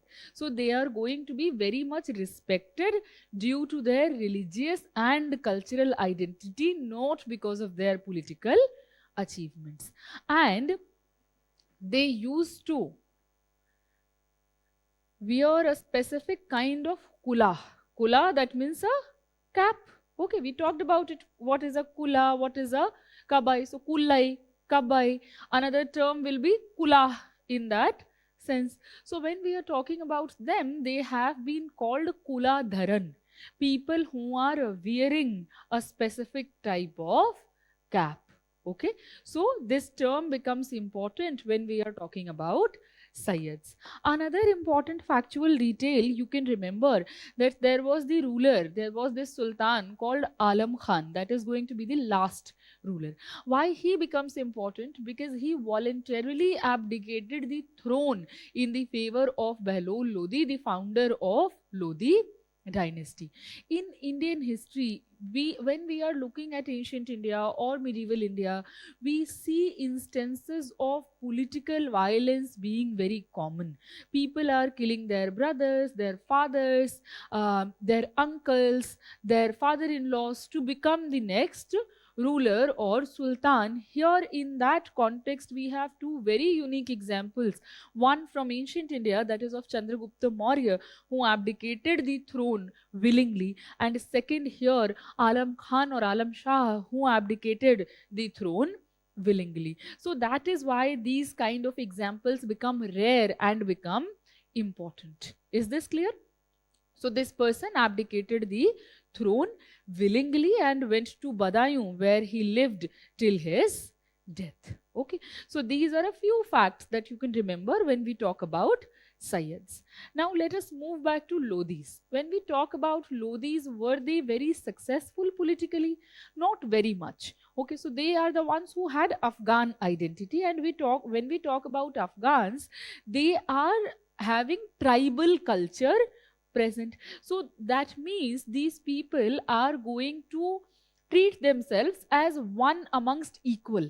not as a very controlling sultan. Okay, so this is what Behlol Lodi was doing. He'll not be liked by Sikandar Lodi. Sikandar Lodi will come kill him and declare himself the next sultan. Now, when Sikandar Lodi is coming, what becomes important in his context? He is also going to be a sultan who was very much controlling, who is going to control the lives of his nobles, who is going to make them bow down before him. So he is also going to start, reintroduce, we should say, the practice of sijda, not payabos, sijda. Okay, so sijda and payabos were the practices that Balban used to make his courtiers follow. He is making his courtiers follow the practice of sijda. He also said that if I am sending a royal farman, you need to come out of your houses and listen to it in the very same way as if the sultan is standing there. So these kind of practices he is introducing. Important things culturally are the establishment of the city of Agra by him in 1504, because Agra is going to become very important political and cultural center in the history of Indian subcontinent. So when the city of Agra is being established during Lodi period by Sikandar Lodi. So that is one information that we can keep in mind.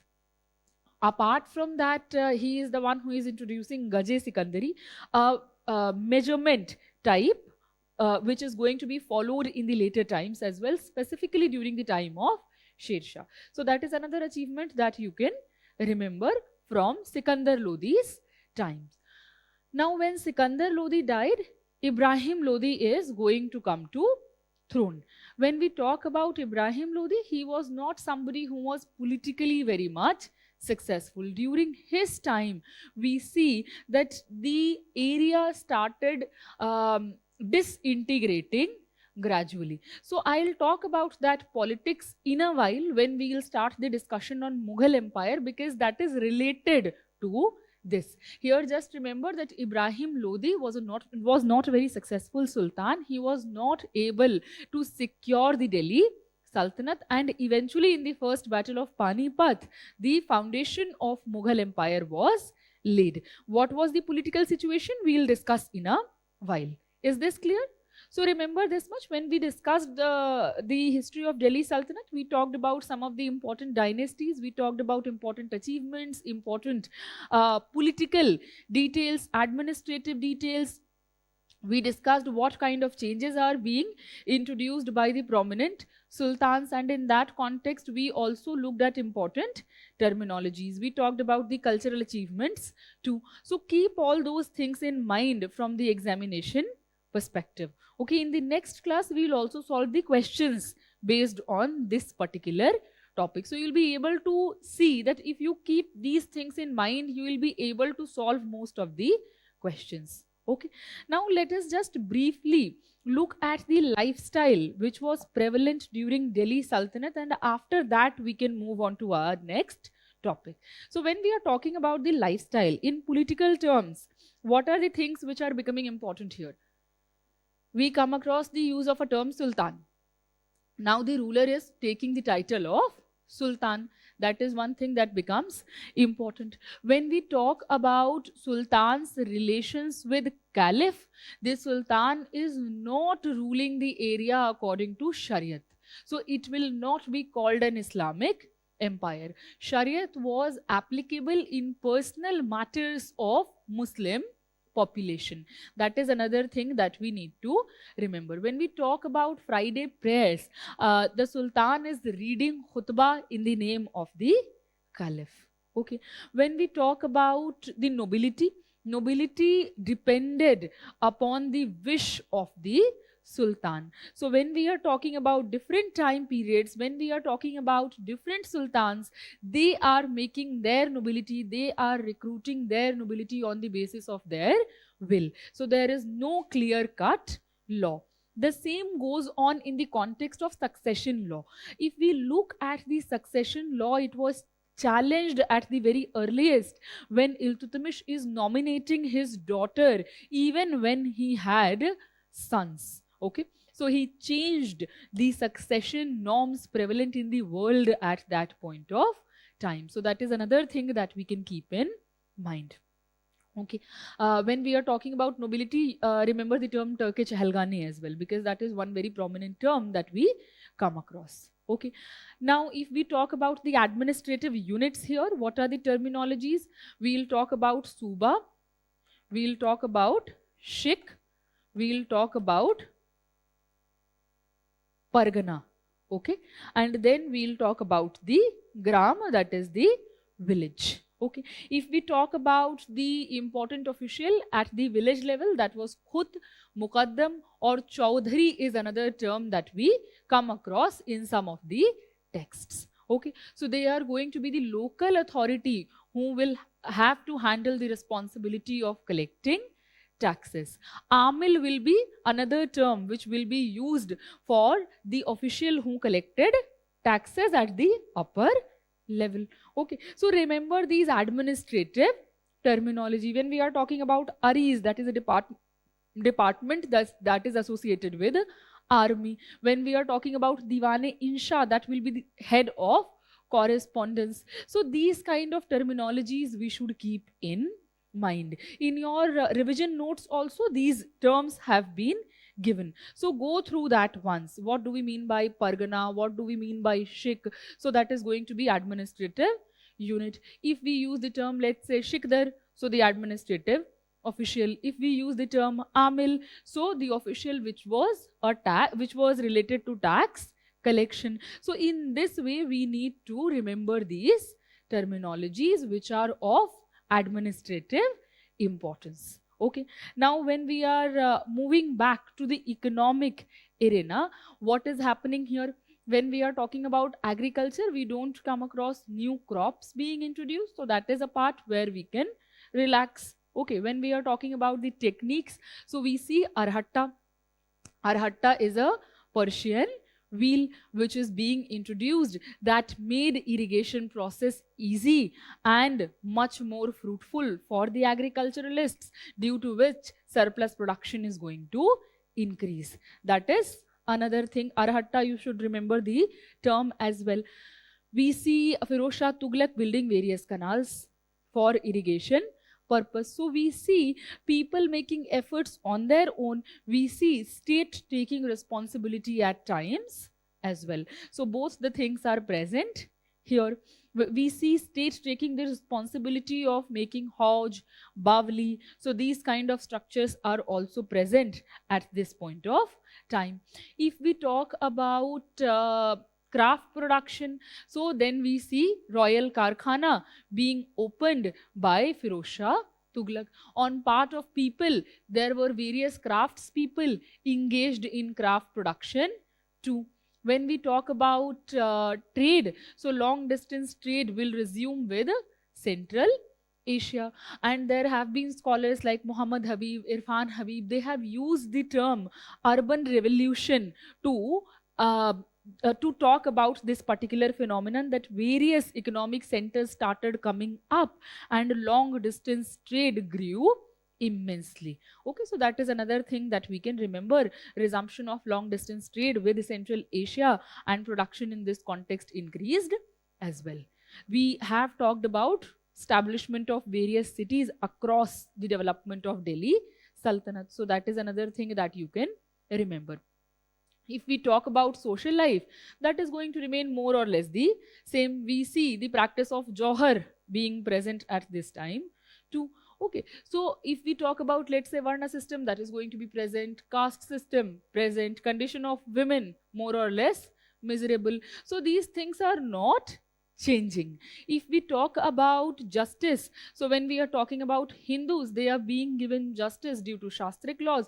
When we are talking about Muslims, Shariat laws will be applicable. So these things are present. When we talk about religion and grant being given to religious orders, there is one term that we come across, that is Inam land. Okay, so we have talked about Khalisa land. Khalisa land was land of the state. We talked about Ikhta, land being given to officials. We come across a particular term called Inam land, so land being granted to religious institutions. So earlier also we were talking about land grants in ancient period. Here you will come across various kinds of land grants as well. You need to remember the term inam land here in that context. Is this clear? When we talk about army, yes, religious institutions. When we talk about army, so we have talked about Alauddin Khilji introducing reform like Dag and Chehra to ensure that there were capable soldiers in the army. So these things we should keep in mind. And here see, when you are talking about these things from prelims perspective, you need to remember important literature, important terminologies. When it comes to mains examination, then an overall understanding becomes important, because in mains examination what they ask you, important socio-economic changes introduced during Delhi Sultanate and what was the impact on society. So there we need to keep this in mind in a comprehensive manner. Nonetheless, we have revised it, but from prelims perspective, remember the terms, remember the literature, remember the important achievements. Is this clear? Cultural, we have discussed birth of Urdu language, Persian becoming the court language. We have talked about important texts wherever they were relevant. We have talked about important architecture as well wherever that was relevant. We have talked about Indo-Islamic architecture, to the features which were present in Indo-Islamic architecture. That is also something that we have seen. So keep those things in mind. I hope this is clear. So we'll move on to the next topic, and questions related to Delhi Sultanate and Mughal period we'll do together. Okay.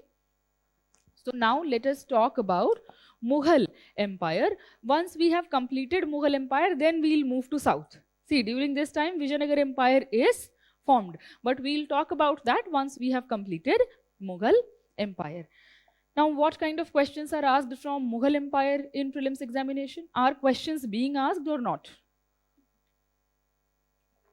Asked what kind of questions? हाँ? कौन से साल में पूछा है? What did I ask here? Mains में भी नहीं पूछा है जितना मुझे पता है, फिर कोई और पेपर देख रहे हैं आप, शायद किसी स्टेट का पेपर होगा वो। यूपीएससी ने तो नहीं पूछा है पिछले 10 सालों में। यूपीएससी ने एक क्वेश्चन पूछा है, the spirit of medieval age on the basis of Persian sources.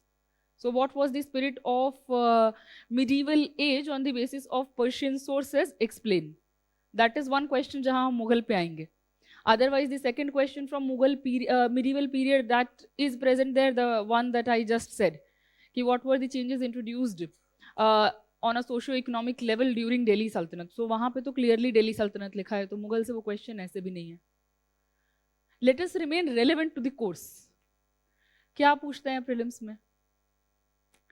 In prelims, you will see that questions are of cultural importance. Okay, when we are talking about last 10 years questions from Mughal period, mostly the questions that have been asked, they are of cultural importance. So questions have been asked on literature, questions have been asked on important terminologies, on important cultural institutions, on painting tradition, on architecture. So it remains relevant in cultural sense. Have they asked questions about rulers or wars? No. They have given the name of ruler in cultural context. For example, when they are asking you about painting tradition, so then they are asking you who has introduced this particular kind of painting style, or during whose period this particular text has been translated. So in cultural sense, rulers are being referred to. They are not asking you about their time span. They are not asking you about the battles they are fighting. This has been the trend in the last 10 years. Okay. So on the basis of that, we are going to talk about the important Bashas. We'll talk about their battles as well, but that is not something which is very relevant from our prelims perspective, because we have to go by the trend. Okay, so we need to understand that culture becomes much more important here when we are talking about prelims examination. Okay, so now keeping that in mind, let us start our discussion on Mughal Empire. Okay, so I'll give you a brief background, a brief political background, I should say, what was happening in North India, what was happening in Central Asia. Then we'll be able to understand the foundations of Mughal Empire. Okay. So, when we are talking about North India, Delhi, that was the center of power. Okay. Who was present here? I'm just writing the initials. Ibrahim Lodi. Okay. Ibrahim Lodi is present here. A brother of Ibrahim Lodi was in Bengal. Muhammad Lodi. You don't need to mug up the names. Just remember the details. Remember the fragmentation that we are discussing here. Okay. When we are talking about Malwa region, a Rajput ruler called Medini Rai had become prominent. There were smaller dynasties as well, but he was the one who is leading them. When we talk about Rajputana, Rana Sanga had emerged as a very powerful leader in Rajputana. When we are talking about northwestern frontier provinces, Daulat Khan Lodi was a Lodi noble who was prominent in this region. Is this much clear? Now let us come to Central Asia. What is happening in Central Asia? There are three prominent empires which were present. Which ones? Ottomans were present, Safavids were present, Uzbeks were present, and they were very powerful. So they will contest with each other. That is one thing. And in this particular situation, Babur is trying to make his fortunes in Central Asia. Will he be able to be very successful? No. All of them are very powerful empires, and he will not be able to carve out his own empire in Central Asia. So he is somebody who is looking for stability in life. Stability is not the situation is not conducive for him to find stability in Central Asia. And here we see that Rana Sanga is forming an alliance with Medini Rai, and he has the ambition of controlling Delhi. Daulat Khan Lodi does not like Ibrahim Lodi. Okay, Ibrahim Lodi himself is a not very capable Sultan. So what will happen? Be it Rana Sanga or be it Daulat Khan Lodi, both of them invited Babur to invade this region. They asked him, come here, attack Ibrahim Lodi, he has a lot of wealth, loot that wealth, and they thought he'll go back.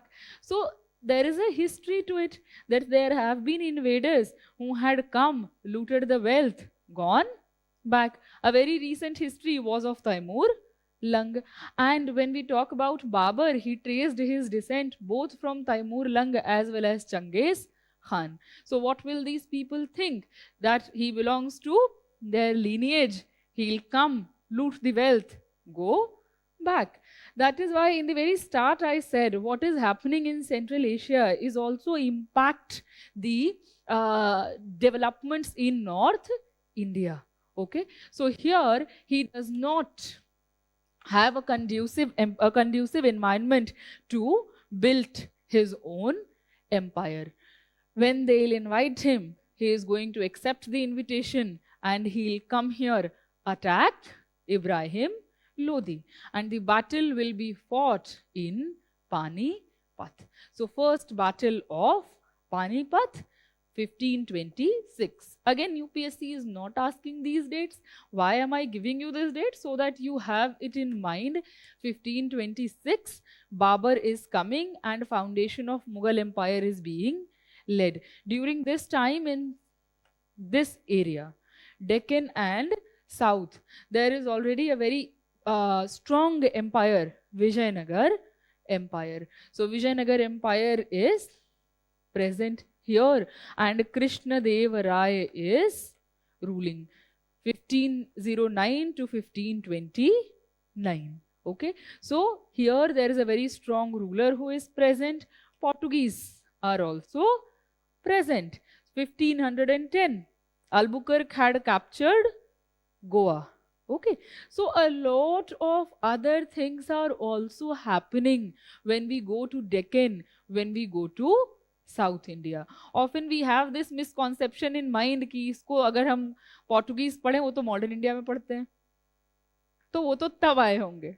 But if you look at the timeline, Portuguese were present before the foundation of Mughal Empire. Is this clear? So remember this as well, that simultaneously other things are also happening in Deccan and South. Now let us come back to North. What happened? He came, he was able to defeat Ibrahim Lodi. First battle of Panipat. He is going to employ the Rumi technique. So if Rumi technique is a term that has been given, a technique which is employed in warfare. There are two parts to it, Tulu Gama and Araba. When we say Tulu Gama, that means dividing the army in smaller part. Araba, so you will put a tank here before this. So Barud, gunpowder was used by Babar. So what is happening? Ibrahim Lodi का जो army है हाथी खड़ा कर दिया आगे और ये लेके आया है गन पाउडर. एक बार ब्लास्ट होगा, the elephants are going to run backwards and they'll kill the army of Ibrahim Lodi. Okay, so he is going to employ the techniques of Tulugama and Araba, which worked in his favor. Does that mean that Indians were not aware of gunpowder? No, Indians knew of gunpowder. Okay, from China, from when Portuguese are coming, they are writing that here we find these people keeping gunpowder. Why gunpowder becomes important in the context of Mughal Empire is because of gunpowder. Babur was able to secure victory very easily over a very large army. That is why there are certain scholars who have called Mughal Empire a gunpowder empire. We should not confuse ourselves with this idea that Mughals are the one who are introducing gunpowder in India. Gunpowder, knowledge of gunpowder was present in Indian subcontinent before Babur came. Babur is the one who is using gunpowder in the first battle of Panipat. Is this clear? So remember this. Now what was the idea? He is going to go back. Did he go back? No. कहाँ जाएगा? उसके fortunes तो बन नहीं रहे हैं वहाँ पे. So here Daulat Khan Lodi was also killed. Now a very prominent threat will be Rana Sanga. So then the battle of Khanwa is going to take place and he is taking the title of Ghazi. Who is a Ghazi? The one who fights for the religion. So he is saying that I am a Ghazi. See, rulers have used religion for their benefit. Here you look, if you look at him, he is saying, Islam में क्या है कि शराब हराम होती है, कि you should not consume wine. And he is asking the soldiers to break the bottles of wine. He himself is breaking that. So before that he was drinking wine. And now he is saying that I am a Ghazi suddenly. So these kind of ideas have been used by rulers to pump up their soldiers, so that they are more charged to fight a particular battle. When we talk about Babur, he has also broken temples, but a very major reason lies behind in the political victory. Okay, so that is one thing that has been argued by various scholars. Now he is fighting the battle of Khanwa, taking the title of Ghazi, and he was able to defeat Rana Sanga. Rana Sanga was not killed in this particular battle. He was killed by one of the nobles. The noble poisoned him because Rana Sanga was very ambitious and they thought कि भाई जिंदा रहेगा तो लड़ता रहेगा. So he was killed by one of the nobles. However, we know that in the battle of Khanwa, Babur registered victory again and he was able to defeat a very powerful contender named Rana Sanga. Now what will happen? Medini Rai is there. So he is going to defeat Medini Rai as well. So battle of Chanderi will take place and Medini Rai will be defeated as well. Then Daulat Khan, Muhammad Lodi, because he is the brother, so he will be the rightful contender to the throne of Delhi. Okay, so in the battle of Ghagra, he was also defeated and killed. So all the powerful and important contenders were killed by Babur in subsequent battles. He is the one who is laying the foundation of Mughal Empire. He will die in 1530. Did he have time to consolidate the empire? No, he is just laying the foundations of the empire. He is going to various regions, defeating different contenders to the throne. He will not have the time to consolidate the empire. So that is one story that we need to remember. If we talk about Babur in cultural sense, is there any contribution that he has made culturally? What? Baburnama और Tuzuke Babri. Babarnama is from Akbar's period. Tuzuke Babri, he is writing his autobiography named as Tuzuke Babri. So Tuzuk is a tradition of autobiography writing. Tuzuke Babri was in Turkish language. It is going to be translated in Persian language during Akbar's time. And that is the text Babar Nama, which was translated by Rahim, a very famous poet as well, who used to write in Braj language. Okay, so when you are talking about Babar, the name that you have to use is Tuzuke Babri. Babar Nama is the Persian translation of the Turkish text Tuzuke Babri. These are the technical things that we need to remember. अगर पूछ दिया बाबर नामा और रहीम लिख दिया, आप तो गलत कराएंगे, लेकिन है वो सही. ठीक है, तो तुजुके बाबरी, बाबर, ट्रांसलेशन बाय अब्दुल रहीम खाने खाना. Is this clear? So when we are talking about Tuzuke Babri, what Babur is recording? Babur is recording his experiences. Babur is recording about his victories and the battles that he had fought. Babur is also giving a reference to Krishna Deva Rai. And he is writing that he is a very powerful ruler in southern part of India. Okay. So again, why am I saying this? Because often we don't connect the dots. हमें ये लगता है बाबर क्यों, अगर ये statement दे दिया that in Tuzuk-e Babri we find reference to Krishnadeva Raya, हमारे जहन में सीधा क्या आएगा, उसके साथ थोड़ी लड़ा था, वो तो साउथ में था, उससे क्या लेना देना तुजुके बाबरी का. But these people are aware of the political landscape of India. So he is also recording the details of Krishnadeva Raya. He has been mentioned in Tuzuk-e Babri. What else is he writing? He is writing about the flora and fauna, natural vegetation. He is writing about the birds and different kind of animals that he is encountering. So it is a very rich history of the ecology of that time period as well that Babur is recording. Is this clear? So he is writing about all these things as well when he is recording Tuzuke Babri. So that is an important text that we should keep in mind, autobiography of Babur in Turkish language. When we talk about cultural contribution in the context of architecture, Char Bagh becomes important. So when we are talking about these people, so he is the one who is tracing the descent from both Mongols as well as Taimur Lung. So Turco-Mongol theory of kingship will become important when we are talking about these Mughal dynasty. Okay, now here keep this one thing is mine. ये तो हो गया ना हमारा, चले हाँ. चार बाग. Have you seen any of the Mughal architectures? Which ones? Agra fort देखा है. हुमायूं's tomb गए, दिल्ली में ही है. If you go to Humayun's tomb, you will see that there is this tomb. I'm giving you the example of Humayun's tomb because we are sitting in Delhi and it is located in Delhi. So you might have come across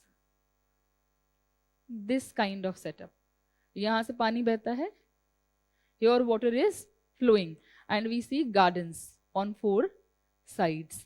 Miniature gardens will also be present. So this is called Char Bagh. It is a tradition of garden making that is being introduced by Mughals in India. If you go to any of the Mughal architecture, you are bound to find Charbagh there. So this is another cultural contribution that can be attributed to Babur and to an extent Mughal Empire. During the time of Jahangir, we see large-scale making of charbags in various parts of North India. Okay, here when we are talking about Babur, he is introducing it. He is going to make various charbags as well. Is this clear? So charbag is the new addition. They are also going to follow Indo-Islamic architecture.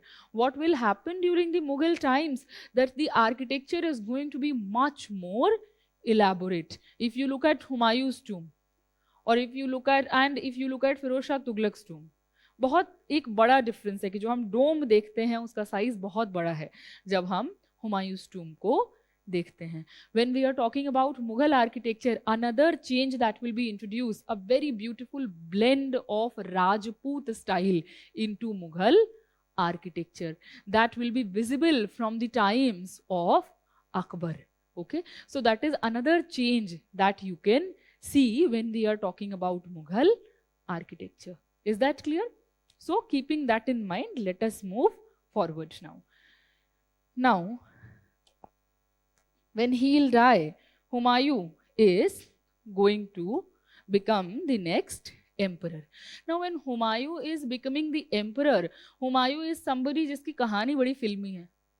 वो बादशाह से बिल्कुल बन जाता है भिखारी की भाग, माने भिखारी एक्चुअल सेंस में नहीं, वो पोएटिकली कहा गया है, पोएटिक तरीके से स्कॉलर्स के द्वारा, कि वो राजा से रंक और रंक से राजा बनने की कहानी है उसकी वापस, कि पहले वो बादशाह है, फिर वो भाग के दूसरे की जगह उसको शरण लेना पड़ रहा है, और फिर आ रहा है, फिर अपना जीत रहा है एम्पायर वापस, और अनफॉर्चुनेटली जीत रहा है, साल भर बाद डेथ हो जाती है, सीढ़ियों से गिर के उसकी मौत हो जाती है. So when we are looking at the life of Humayun, one thing that we should keep in mind that his time period was very unstable.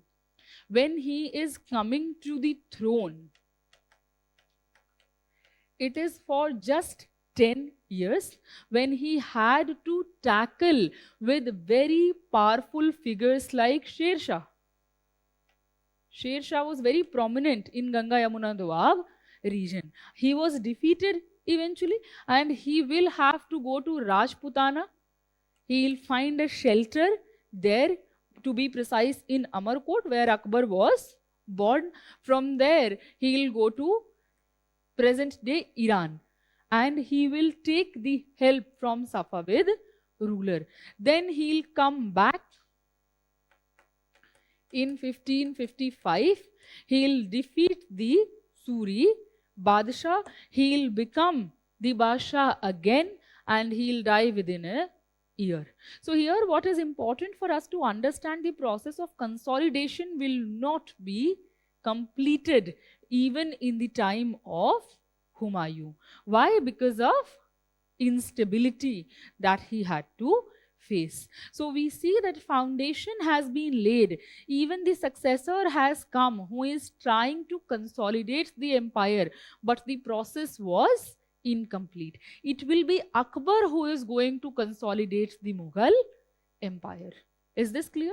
If you look at the questions, most of the questions from Mughal empire have been asked from the period of Akbar, because he is the one who is introducing a lot of cultural changes. Okay, so we'll come to Akbar, but before that, let us understand some of the important details here. Now, when Humayun is coming to the throne, he had to deal with his own brothers. His father had asked him to be kind to the brothers, the advice that he took very seriously in the time when probably he shouldn't have taken it very seriously. So brothers are always betraying him and he is always forgiving them. Okay, so that is one problem that he had to tackle. कोई भी लड़ाई लड़ने जा रहे हैं बोलेंगे हाँ army भेजेंगे ही नहीं, and he is going to face the consequences. The second problem that he had to tackle with was Sher Shah. Back then he was known as Sher Khan. When he is going to become the Basha, he will call himself Sher Shah. So when we are talking about Sher Khan, that was another challenge for Humayun. He was coming from a family of a Jagirdar who had taken over the power in Doab region. So he is the one who is going to become very powerful in Doab, and any ruler who is ruling North India would want to take the control of Doab. So Humayun is going to fight with Sher Khan. Here we see two battles, Chausa and Kannauj, also known as Battle of Bilgram. And in both the battles, Humayun was defeated and he had to run to save his life. Okay, so we know that in both the battles, be it the battle of Chausa, 1539 or 1540, the battle of Kannauj or Bilgram, he was defeated. He'll have to run. Sher Shah Suri is going to assume the power. Okay, he will be defeated. He ran away. Then he is going to take shelter in Amarkot. Then he'll go to Shah of Iran. He'll take help. He'll come back. In 1555, he'll defeat the Suri ruler and he will start reigning. Within a year, he is going to die. So there is not much here which we need to remember because these are largely political details. If we talk about the biography of Humayun, it was written during the time of Akbar. So Humayun Nama, a Persian text which was written by Gulbadan Bano Begum, but not during the period of Humayun, during the period of Akbar. Here when we see Gulbadan Bano Begum, one thing which should come to our mind is that women were having more freedom, more economic and cultural freedom during Mughal Empire. Which women? Royal women. When we are talking about Gulbadan Bano Begum, a sister of Humayun, she is the one who is well versed in language and literature. She is writing the biography of Humayun, named as Humayun Nama, and she is writing it in Persian, the language of the court. Okay, so we find the example of women who are powerful economically at this point of time and who are involved in cultural developments as well. Gulbadan Bano Begum being one of the examples. We come across the name of Noor Jahan, who was indirectly controlling the politics and during the time of Jahangir. She also issued coins in her own name. Think about her. She is not the ruler. She is issuing coins in her own name. So we find royal women being more powerful when we talk about Mughal Empire. We come across the name of Jahanara. Who was Jahanara? She was the daughter of Shah Jahan, and Aurangzeb used to take a lot of political advice from her too. So think about it. A woman giving advice to the character like Aurangzeb, who did not listen to people in general. And there are various letters that they have exchanged with each other. And in those letters, she questions Aurangzeb at a lot of times, and he did listen to her advice. We see Jahanara being one of the richest women in the world back then. So she is somebody who is also holding Jagir. We go to Chandni Chowk at one point or the other in our lives to visit Lal Killa or the other important places there, or at some time for shopping. It's a very good hub for that as well.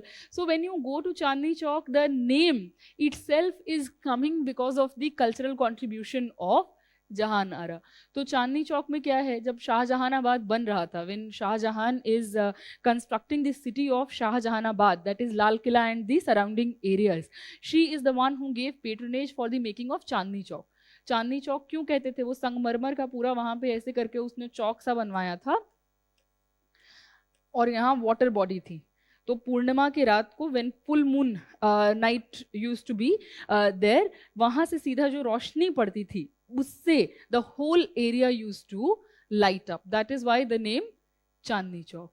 Okay, so now it doesn't exist, but we know that these are the kind of contributions that Mughal women were making. We were talking about Humayun, but since we were on the topic of Gulbadan Bano Begum, I gave you the examples in a chronological manner that we come across women who are important when it comes to literary contribution. There are women who have been politically influential. There are women who have been culturally important when it comes to architecture, as well.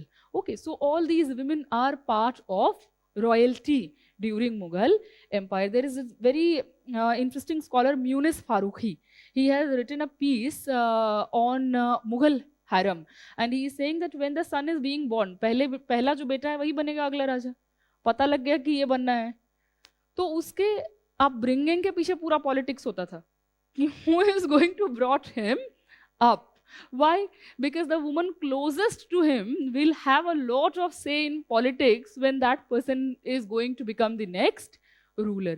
तो बहुत बार ऐसा होता था कि जो biological mother है वो उसको बड़ा नहीं करती थी. वो बच्चा उठा के किसको दे देंगे? जो ज्यादा पावरफुल होगी हरम में, कि वो औरत जो है उसको बड़ा करेगी. So this is also something which is going on simultaneously. Why am I giving you examples here from harem? Because this is the area where a lot of work has been done.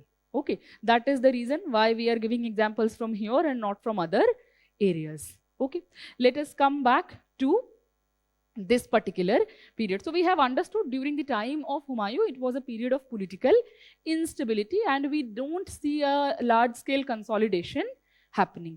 He established the city of Din Panah. If you go to Purana Killa, old forts, there you will find that one area has been built by Humayun.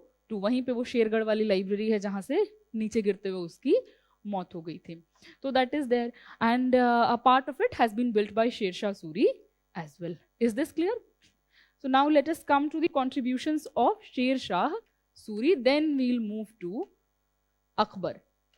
Sher Shah wale area se to questions nahi aaye hain. Nonetheless, we should know about the important contributions. So he is the one who is going to rule merely for 5 years, but he was able to introduce a lot of changes in various aspects. So we know about the political life.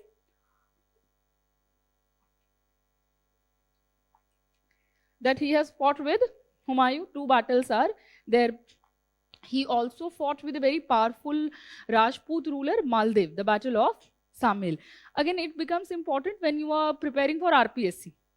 वहाँ पूछते हैं ये चीज़ें. UPSC में politically नहीं पूछ रहे हैं तो इतने डिटेल में तो क्या ही जाएंगे.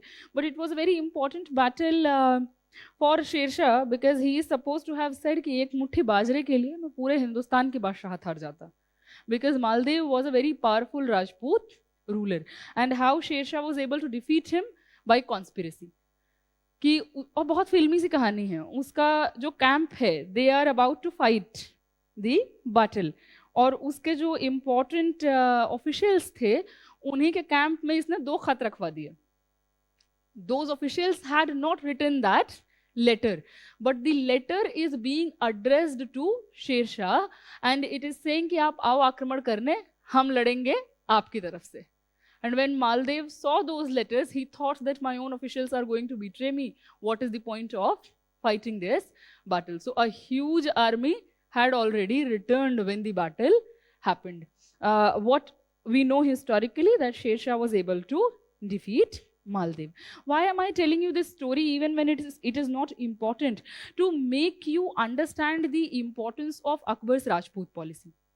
We have been looking at this political instability in North India for a long period of time. We see that Rajputs were an important power to tackle with. There have been rulers who are going to Rajputana, who are defeating those rulers, who are trying to integrate that part in their sultanate, their empire. Again, after a point of time, Rajputs are rebelling and these rulers have to fight a battle with them again. And it is the story till the time of Sher Shah. When Akbar is going to come, Akbar understood this potential and he came up with a very innovative Rajput policy. That is the reason why I gave you the reference of Maldev here and the Battle of Samil. Is this clear? So politically we know this much. Now when we are talking about his economic policies, what kind of changes is he introducing? See, in administration he is going to follow the policy of Dag and Chehra to make his army more capable. That is one thing. When we are talking about the economic changes that he is introducing in agriculture, he is going to say that when we are collecting revenue, we need to, we should not only look at the production that is happening, but we should also look at the quality of land which the peasant has. Let's say if you have 1 acres of land and your production is, let's say, 100 kgs, I cannot judge her land on the basis of productivity on your land. Your land might be more fertile, her land might be less fertile, even if both of you have same amount of land. So he is saying that we should categorize the land on the basis of its quality, good, bad, and middle. And on that basis, we should levy the taxes on the peasants. So that is one change that he is introducing. When it comes to trade, what is the kind of change that he is introducing? To facilitate trade, he is building a lot of roads. The most talked about road is Grand Trunk Road. So that is one of the roads that he is building. What else he did? See, he said that if you are going to trade, let's say you are entering from Peshawar and you are selling your goods in Sonargaon. So earlier what will happen? इन सब जगहों पे toll उनको देना पड़ेगा. Now, if a person is an outsider, the person might not know which one is the authentic post and which one is a fake one. So he said you have to pay taxes, chungi. Chungi is the term used for that. You have to pay chungi only at 2 places. The place where you are entering and the place where you are selling your goods. So he is making trading more convenient for the trader in the boundary of his empire. And this is how trade is going to grow. What he is doing, when you will not have to pay unnecessary taxes, the cost of your goods will be cheaper and people will be able to buy more, increasing trade even further. That is one change that he is introducing. So making of roads and collection of chungi only at 2 places. What else is he doing? He is saying that he built a lot of sarais along with the roads. In Delhi also, if you go to South Delhi particularly, you will find a lot of areas named after sarais. Jia Sarai, Neb Sarai, Katwaria Sarai, Bir Sarai. There are a lot of sarais. And if you go to those areas in the interiors, you will find medieval structures there. So they might be from this period, they might be from the late medieval period. So a lot of sarais are also being built so that traders can come and rest there. Okay, and this will also facilitate trade. So he is taking all these measures for the facilitation of trade. He, do you remember Wensang? He is saying that I have been looted twice. So he is making sure that law and order functions properly. Okay, and for that he is coming up with a very innovative idea. Without making investment, without doing extra investments, he ensured that law and order functions properly in the area. What he did, he said that if, let's say, this is an area which comes under an authority of a khud or a muqaddam, he said if in or around this area any kind of theft is happening, you will be held responsible for that. So these people used to have their own lathats. They are going to employ them. They'll make sure that law and order is functioning here. So without making extra investments, he was able to ensure the safety of traders in the region. Is this clear? So that is again another change that he is introducing in the context of economy. If we talk about cultural, society is going to remain the same, religion is going to remain the same. That is why we are not putting a focus there. Culturally, what becomes important during his time period? Padmavat by Malik Muhammad Jaisi will be written. Okay, so it will take historical inspiration from Alauddin's attack on Chittod, and the text is going to be composed. Apart from that, if we talk about architecture, so in architecture you can talk about his mausoleum at Sasaram. You can talk about old fort or Purana Kila as we call it in Delhi, built by this person. That can be cultural contribution. Is this much clear? Now his successors are not going to be very successful, and eventually Humayun will be able to take the empire back. Is this much clear? So let us move on to Mughals now. When we are coming to Humayun, Humayun was able to snatch the empire back, but he died within a year. So when he died, what is going to happen? That there will be a political chaos again. There are going to be various people who will start asserting their own independence. And in this context, we need to understand Akbar's policy. A very long time period. Again, you don't need to mug it up. You need to understand that it is a very long period of time for which Akbar is going to rule, and he had enough time to consolidate the empire administratively as well as economically. Is this clear?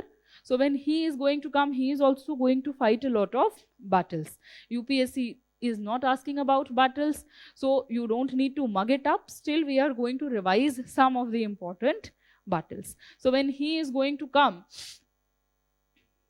what he is going to do?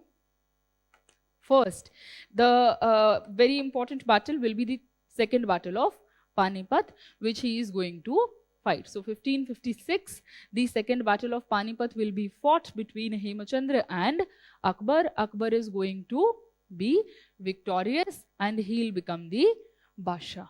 Okay, that is one battle. After that, what he'll do? The very same process. He'll have to tackle the prominent dissenters. Okay, so one battle which is talked about is the Battle of Malwa, where he had sent Adham Khan to fight on his behalf. That is one battle. A battle with Rani Durgavati, a Gond Rani that we come across. A battle with Chand Bibi from Deccan. So these are some of the battles that we come across.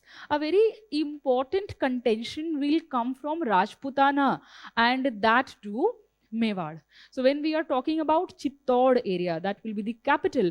From there, a very significant, you will see, challenge is going to come that is going to last for 3 generations of Mewar rulers. So here we see Rana Uday Singh. Rana, that means king, Raja.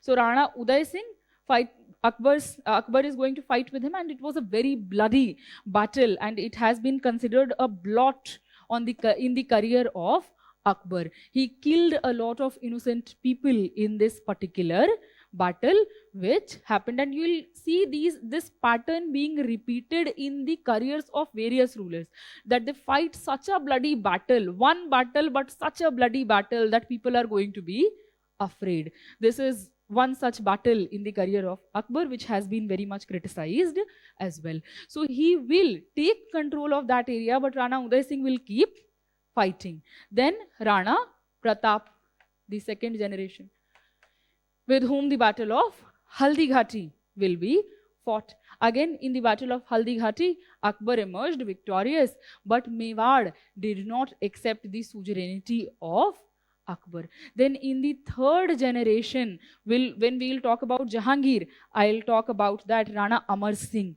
When we will talk about the third generation, then they accepted the suzerainty of Mughals. Okay, so when we are talking about the period of Akbar, Chittor did not submit to the authority of Akbar. These are some of the political details. Then in 1581, there was this rebellion of his Mirza Hakim, his half brother. So he had also rebelled against him, and it was very challenging for Akbar to put him down.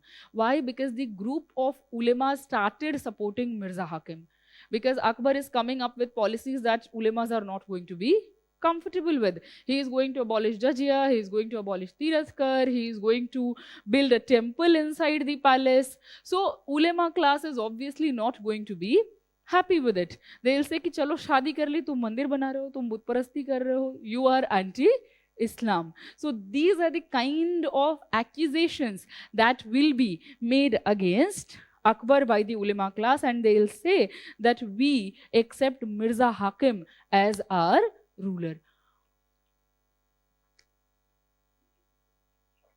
But Akbar was able to put the rebellion down eventually. So these are the political details from Akbar's life. Now we know that he was successful most of the times when we are talking about the political life. Okay. If we talk about Rajputs, Rajputs were powerful. Even when these sultans or bashas from Delhi were able to defeat them, they were not able to uproot them. That is one reality that was present. So what Akbar is going to do, Akbar is going to come up with a Rajput policy.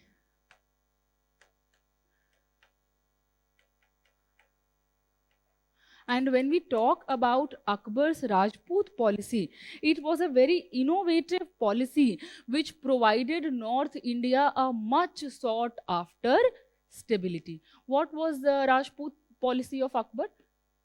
What are the tenets of it?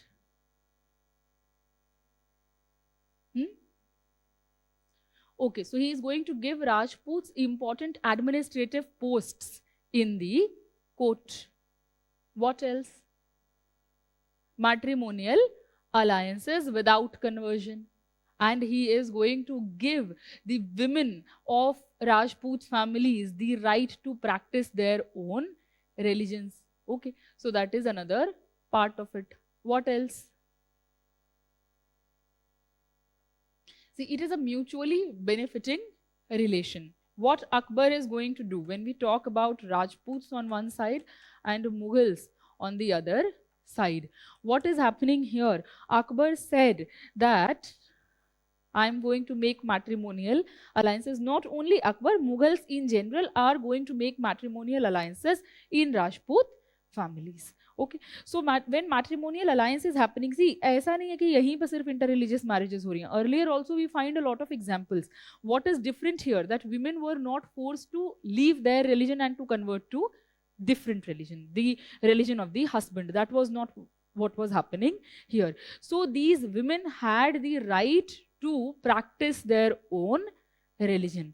That is a very important aspect of the matrimonial alliances that was being formed between Mughals and Rajputs. Second thing that is happening here, administrative posts are being given to the Rajputs. I'll give you one example. When we talk about Mansingh, Mansingh is a person who is belonging to Harkhabai's family and a very prominent Rajput figure in Mughal court.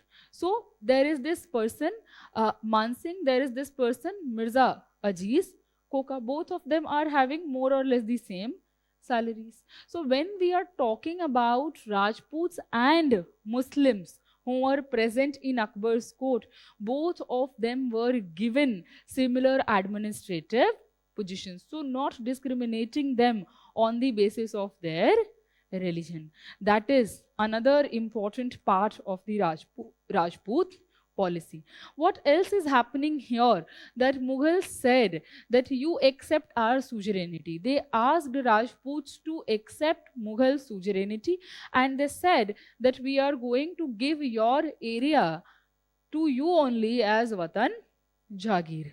Jagir, a piece of land which will be given to them.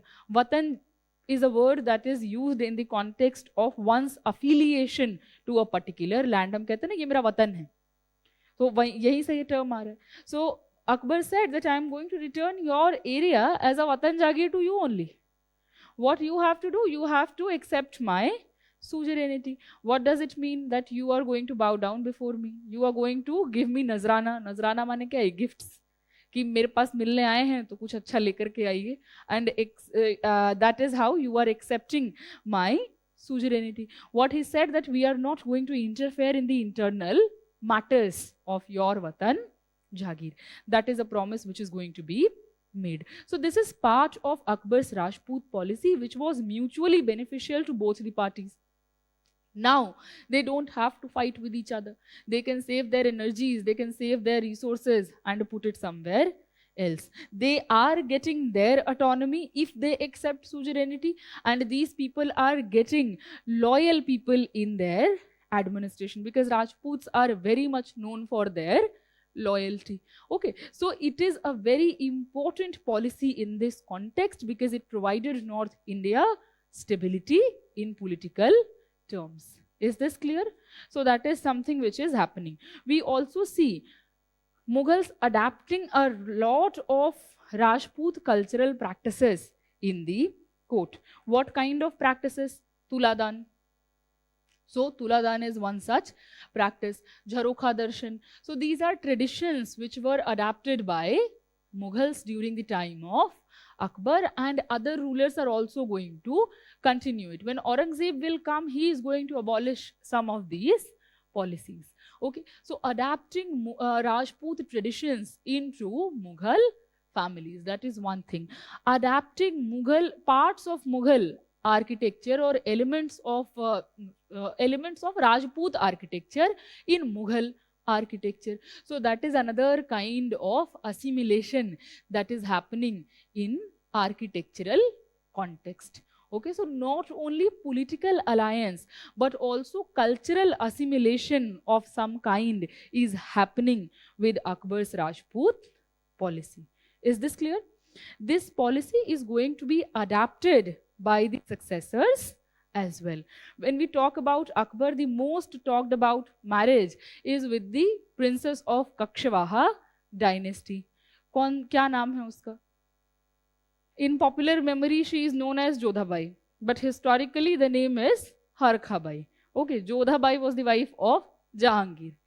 Somehow it got mixed up, and in popular memory, she is known as Jodhabai. Okay, the historical name is Harkhabai, and when she married Akbar, one person, so she Harkhabai and the brother Bhagwan Das, inka beta hoga Man Singh, who will become a very prominent figure in Mughal court. Jahangir is also going to take this policy of Akbar forward. Okay, so we see the successors also going along with this similar policy. During the time of Aurangzeb, what changed? He is also, if you look at, there is this scholar Athar Ali. So he has given the whole data. How many Rajputs are employed in the court of Akbar and how many of them are employed in the court of Aurangzeb. Aurangzeb employed more Rajputs in his court.